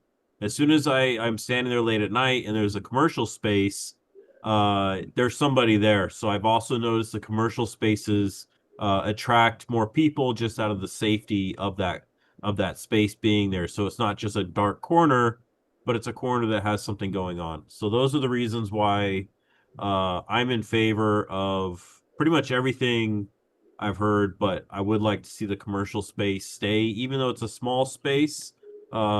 You don't need a whole lot of space for some of these commercial businesses. And so the other topic that's come up a lot is transportation. And I've heard Commissioner Gee bring this up, that this street is going to change. It's obviously going to be bikeable. And we looked at the previous meeting, we looked at different cross sections. And is it going to be 2 bike lanes, 1 bike lane on one side, 2-way bike lane? And there's a Caltrain station. So while I agree right now that the building isn't really tied into the network, but we certainly do see that the idea is that this building is going to be tied into a larger bikeable, walkable public transit network. I think that's going to obviously be solved. And then the density of population that's going into that corridor is just simply going to dictate public transportation. I don't think this corridor is going to build out without public transportation. And then the last point I want to make is that I've heard a lot of people talking about rideshare, and that at some point there's a break point, I think is what's implicit, where rideshare no longer makes sense. I just want to say I haven't actually found that point where rideshare is less expensive or more expensive than personal vehicle ownership. My spouse uses the rideshare as a home health nurse, and one of the reasons why the rideshare makes more sense is because she's able to work in between locations doing charting. Whereas if you're driving is work itself, and you don't get paid to drive, and you can't do work while you're driving. So that's one of the things to think about when you think about rideshare, is that you're able to do work while you're riding, which kind of offsets the extra cost of it. Once you bring in all the other externalities of rideshare, it's really hard to make a valid case for personal vehicle ownership, outside of just simply, luxury or status or something like that. The ride share has really gotten to that point. Bring in the Waymos with no drivers. I'm not promoting driverless vehicles, but the price point definitely comes back in where you can have a fully autonomous housing development like this, where everybody really is dependent on public transit or rideshare. So I'll end it there, and thank you. Thank you, Commissioner Peterson. I'll cover a few things, and then I believe we have a few more comments from other commissioners. First, regarding the public benefits, I am very happy to see the boost in unit affordability here. That echoes earlier comments, but I just want to reinforce them. Targeting low income is, we certainly need more of it. So that's very much appreciated. Regarding daylight planes and step backs, I think I can, I support the U-shaped design that breaks up the massing on San Antonio. I think that's a well-done concept. I would like to see some step backs elsewhere, but I am more than happy to defer to the ARB's judgment on that. So please discuss that with the ARB. Just in passing related to that, I observed that the U is so deep, it might be a reasonable trade-off to make it shallower above level 3 so that some upper floor units could be moved, or perhaps the size distribution of units could be changed. Something to consider, definitely not a requirement. Regarding retail, one question I would ask the applicant to think about is what uses might work in this space, and if we need to make allowances for more uses in order to find one that would work, then I think that's something you should negotiate with staff, because as a PHZ, we might have more freedom to do that than we would in some other places. Finally, my last comment concerns the easement, and I also support that. I think that's probably a universal opinion. That's it for me. Commissioner Heckman. Thank you, Chair. I wanted to just pick up on one concept identified by the Vice Chair, which I hadn't thought about, but she's absolutely right. And maybe I hadn't thought about it because it's really pretty rare when we get a project like this with such a deep reduction in parking. And I just didn't think of it, but the Vice Chair did, thankfully. And that is, if you've got less parking, you need more bikes. And I think that's absolutely right. I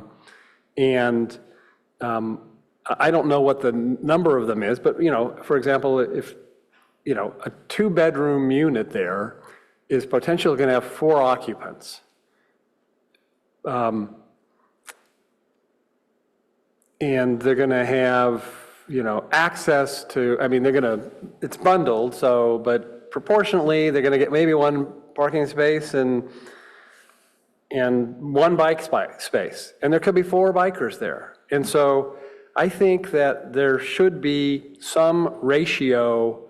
So they're providing 74 spaces where, according to the staff report, 184 are required. According to the TDM report, 201 are required. I'm not sure which is the right number.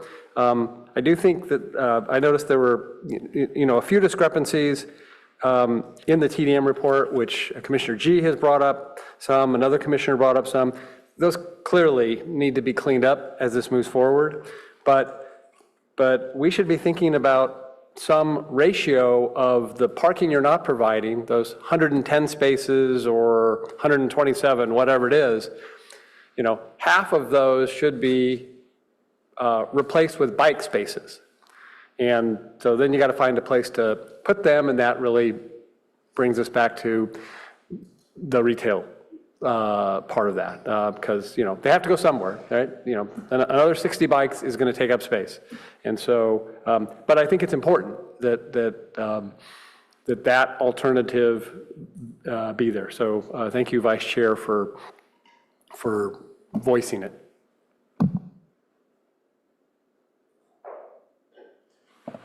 Anything further? Commissioner G. Okay, now it's time to go through the hard topic, which is the parking. So I want to talk a little bit about 412, the Oakland site. It's 10 minutes walk from a BART station, each of which has 4-minute headways. The walkability score is 97, with 3 supermarkets within 10-minute walking distance, as well as 4 parks, and a 10-minute walk to Jack London Square. And if you compare this against the 39 other sites that Grub manages, which I took a look at, and all of them have either one of 2 characteristics or possibly both. Strong transit, walkability, or both, right? So this includes sites on Manhattan. These include sites in Berkeley, Santa Monica, LA, all across that either have some form of strong transit, really frequent service, and or a very high walkability score, right? So you can talk about some of these places in Chapel Hill or in Georgia that may have some weak transit but are inside the downtown zone, have significantly ground floor retail nearby, right? And if we compare that against what we have here, we have the lowest transit score, which is out of 100, this is 25, compared to the lowest previous transit score of any other Grub property, which is 52, right? And the walk score is 65, which would also be the lowest, and that's probably because right now there really aren't any amenities, right? There's really no feasible way for you right now to go to many of the amenities that you would like to go to if you lived here, right? And for me, as someone who lives in South Palo Alto, who goes on San Antonio pretty frequently, it is already a parking lot, right? And so if, as Chair Aiken mentioned, that you end up having a job that needs a car, right? Like I am somebody who lives in Palo Alto, who works in a tech job, who changes jobs pretty frequently. None of those jobs have been in Palo Alto, right? I'm one of those people that commutes 10 miles or more to my job, right? I think that would be imperative to have a vehicle of some kind. In addition, many of my fellow tech workers have almost the opposite problem, right? Which is, I make enough money and I like to go skiing, right? I have these kinds of hiking hobbies that I can't really do, but I would like to do out in the wilderness, right? And that requires a car of some kind to get there. And I think that it's pretty sorely underparked. And one of the things that the council has mentioned is this first mover effect. So we will probably be removing all parking on San Antonio. That's pretty likely, I think, across the different transportation projects that we will have. But unfortunately, or I guess fortunately, depending on how you look at it, there is no place for the spillover parking to go, right? There is no residential neighborhood. Right on the Mountain View side, if you've ever been to the site, is completely parked with RVs. There simply is no parking, right? And that also is a little bit concerning for me about not just the housing, also the retail. When we got a chance to go take a look at the Spring Line, which is a project in Menlo Park, which is on El Camino, their retail was doing pretty poorly until they put up these huge signs that said, hey, you can actually park downstairs around the corner, right? And that is what caused their retail to come to life. And the Spring Line is physically touching the Menlo Park Caltrain station, right? And even that was not good enough to get enough business for their retail. They just kept turning over, right? And so providing no retail parking makes me pretty concerned about the retail that you have provided here. And so that's a bit concerning. In addition, I will also talk a little bit about the potential uses, right? So Commissioner Peterson had mentioned that doing rideshare is helpful because you don't want to have to drive to work, right? You'd ideally like to be able to work on your commute. But let's just take, for example, the carpenters who are in the room today. They can't be working on their job really if they're not on the site, right? So whether they're driving or they're taking a ride share, it's actually, it's very unlikely that they'll be able to work on their job there. And so this leaves me in a pretty nervous spot about the parking. I'll also mention that during the presentation to council for this project, the applicant had mentioned how this project compares against other projects to make sure that it's in line, right? But the current presentation actually makes it more extreme than every single other project that is in the area. With the proposed addition, you are now at 92 feet, which is the tallest out of all of the projects that are available here. You're providing a floor area ratio of 3.75, which is higher than your previous one, which again is the second highest of the 9 projects that you've provided. And your parking ratio is somewhere between 0.38 and 0.4, which is less than half, almost a third of the nearest parking ratio. And during the city council pre-screen, you had mentioned that, oh, the El Camino focus area has a 4.0 FAR and has an 85-foot height limit, which your new project is over the 85-foot height limit. But the El Camino focus area requires a 1-to-1 for the parking ratio, which Councilmember Burt had mentioned is that you can't really take the bits and pieces of the focus area that you prefer when designing a project, right? We, as the commission and the council, have looked to determine that those requirements are what's appropriate for El Camino, and yet, for example, the height, we said 85 feet is pretty tall and we're worried about a canyon effect for El Camino. That's 3 lanes on each side. This is 2 lanes on each side, right? And so the shade effect that we're going to see here is significantly more pronounced, right? Because the street is just a third less wide. And I also want to mention about the FAY that Chair Aiken had brought up. So we, the city of Palo Alto, probably do not have the funds to subsidize a project that San Jose was able to. One of the reasons that was disclosed in the public information about the FAY is that San Antonio decided to subsidize this project because they are worried that neighboring developments might become really skittish and no longer develop because there's a giant building that is now vacant, right?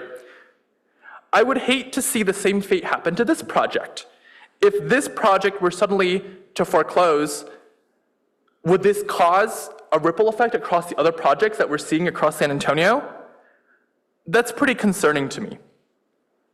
And so all in all, I know that we are not making the findings today, but this would make me really nervous about finding 3, which is the compatible with existing and potential uses for adjoining sites. So that's kind of my thoughts on parking. I just want to +1 the easement, +1 to the additional bike parking.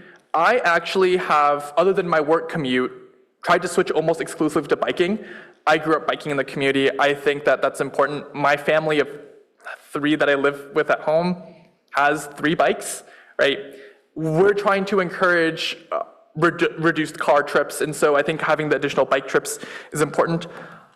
I also know, as someone who visits their friends who lives in these kinds of developments in suburbia, like I have a friend who lives in Redwood City, that the guest parking is incredibly important as well, right? Here, there's already a minimum amount of residential parking, and guests have actually no place to park because of previously mentioned parking issues. So that's something to also think about. And finally, I know that as asked during my initial questions to staff, that there is no required daylight plan against the 808 project next door, but I think that's something to think about in that I would like to see potentially some step backs against the 808 property, and I think that's a chicken and egg, but it seems like 808 has decided to produce some setbacks, and I think I would like to see some here as well. Those are my thoughts. Thank you. Thank you, Commissioner. Vice Chair Chang. I just have one final comment, which is, as much as I think that the building is beautiful, and that U shape is really nice in terms of the massing. If I were to make a trade-off, I would make the trade-off, and I know that this is not how it works. It's not Legos that you can easily move around, but I would trade off a smaller U or the U starting at a higher point for more parking. Because I think that, as Commissioner G just did a fantastic job highlighting some of the issues, but we want this to not be people warehouses, as I think one of our past public commenters has said. We want this to be a wonderful place for people to live. And so those 2 bedrooms and larger units need the extra bike parking. There needs to be some place for visitors to come. So let's say we have some seniors living here, anybody who has friends really, but we don't want people to be in this building isolated. No people, we don't want a people warehouse. So if I were to make a trade-off, and this is something for the applicant to think about, I wonder about providing more bike parking and car parking for all of the reasons that many of us have mentioned tonight. That's it. Thanks. Thank you, Vice Chair. Has anyone not spoken this round? Are there any other comments, commissioners? I was just wondering, staff had that slide with 4 items. Did we cover all of your items? I just want to make sure from that perspective.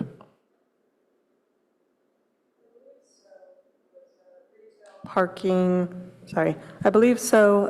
Yes, we discussed retail, parking. Hold on one second.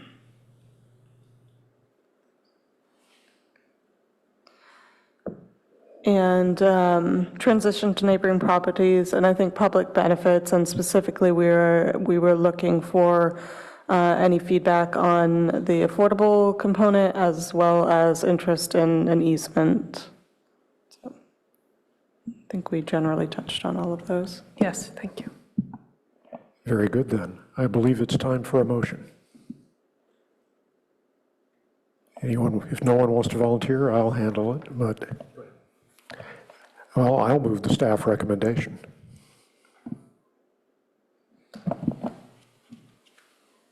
Second. Mr. DeVetta? Yep. Commissioner G? No. Commissioner Heckman? Yes. Commissioner Peterson? Yes. Vice Chair Chang? No. Chair Aiken? Yes. Motion carries 3-2. Thank you all. Can we speak to our no votes, please? Yes, I was just about to do that. Vice Chair Chang, since you spoke first. Hang on again. Gotta pull up my notes. Too many screens going on here. Okay, so I counted the votes here, and I really have no objection actually to forwarding this to the ARB, but I'm voting no because of the signaling here. What I saw was that the PTC's decision in February to forward the recommendation on to the ARB has been misconstrued both by at least one city council member and at least one public commenter tonight, that we have decided that 8 stories is right for this corridor, simply because another project has been forwarded to the ARB. And that is not true. That has actually been a big point of discussion for the San Antonio area road plan. It's not clear that it has the larger community buy-in. And so that's one point. The second point is, though we will not have the benefit of council's thoughts on the TDM before it comes back to us, I will base my vote based on what I heard loud and clear from City Council regarding the San Antonio Road area plan on Monday. And this project's density absolutely applies to those concerns. We have a transportation problem in this corridor. It's a big transportation problem. So I don't think that it makes sense to have this level of density until it becomes clear that having it doesn't increase our traffic problem. So as I mentioned on the prior item, we have a level of service F as in Frank, not X, or and so the more cars we bring without a transportation solution, the greater our problem is. F is the lowest level of service, I believe. So we would become F minus. And whether or not we use rideshare or not, you know, if we have our own cars, rideshare is still going to increase the transportation problem here. More bikes is great in terms of eliminating traffic jams and maybe not worsening the parking lot that is San Antonio, but it comes with a safety problem. And so I just don't have the confidence right now and want to wave a big red flag regarding, I just don't have the confidence that we can solve these transportation problems. And even one development like this is going to make things worse. And we have, you know, 5 or 6 coming. So that's my reason for the no vote. It's not so much that I don't want to forward it to the ARB, but I need to make sure that people are paying attention to this. Thanks. Thank you. Commissioner G. Yeah, so Vice Chair Chang basically said most of my points, but I want to echo the signaling. I too have no problems with forwarding this through the process to the ARB, but as the representative for PTC on the coordinated area plan and also having been the PTC liaison for Council's San Antonio Road area plan meeting on Monday, I do think that forwarding and moving these projects along has signaled to Council that that's been taken, as Vice Chair Chang mentioned, by at least one council member as approval of these projects. And so just like with 800/808 San Antonio, I did mention a significant number of the same reservations I had for that project as well. And my no vote is primarily around these issues and making sure that this is signaled to the public and to council that these issues are important to me and that at this time, I would not be able to make one of the findings given the project today, and that is how I am basing my vote. In addition, like Vice Chair Chang mentioned, we have a pretty significant transportation problem, and I think Vice Chair Chang and I and Commissioner Templeton may feel this more because we frequent San Antonio Road. San Antonio is the main way to which I get to to the highway, to the amenities. In fact, this project is closer to 101 than many of our transit projects. We're in a transit desert. There are simply only 2 bus stops with very limited frequency for this area. And the parking concerns are pretty significant to me. And the commission knows that I'm a huge bike advocate. I bike pretty frequently and think and I'm very excited to see bike infrastructure improvements on San Antonio. But the project today makes me pretty concerned, and I would be disappointed to see a project like this potentially fall into the same fate as the Fay in the future. Thank you. Thank you, Commissioners. That was an inspired discussion tonight, and I appreciate all of the points that have been made. Moving on now, agenda item number 4 tonight is the approval of the draft summary and verbatim minutes for the meetings of February 25th, 2026. And through the chair, just did want to add for the record that Vice Chair Chang was absent, so I would need her to abstain Thank you, Mr. Tavera. Do I have a motion? Yeah, I'd like to move the minutes as revised. Second. Yep. Commissioner Peterson? Yes. Commissioner G? Yes. Commissioner Heckman? Yes. Vice Chair Chang? Abstain. Chair Aiken? Yes. Motion carries 401. Now it's time for Commissioner questions, comments, announcements, and suggestions for future agendas. I have Commissioner Peterson, then Commissioner G. Thank you. I just wanted to, I saw the applicant get up on video here.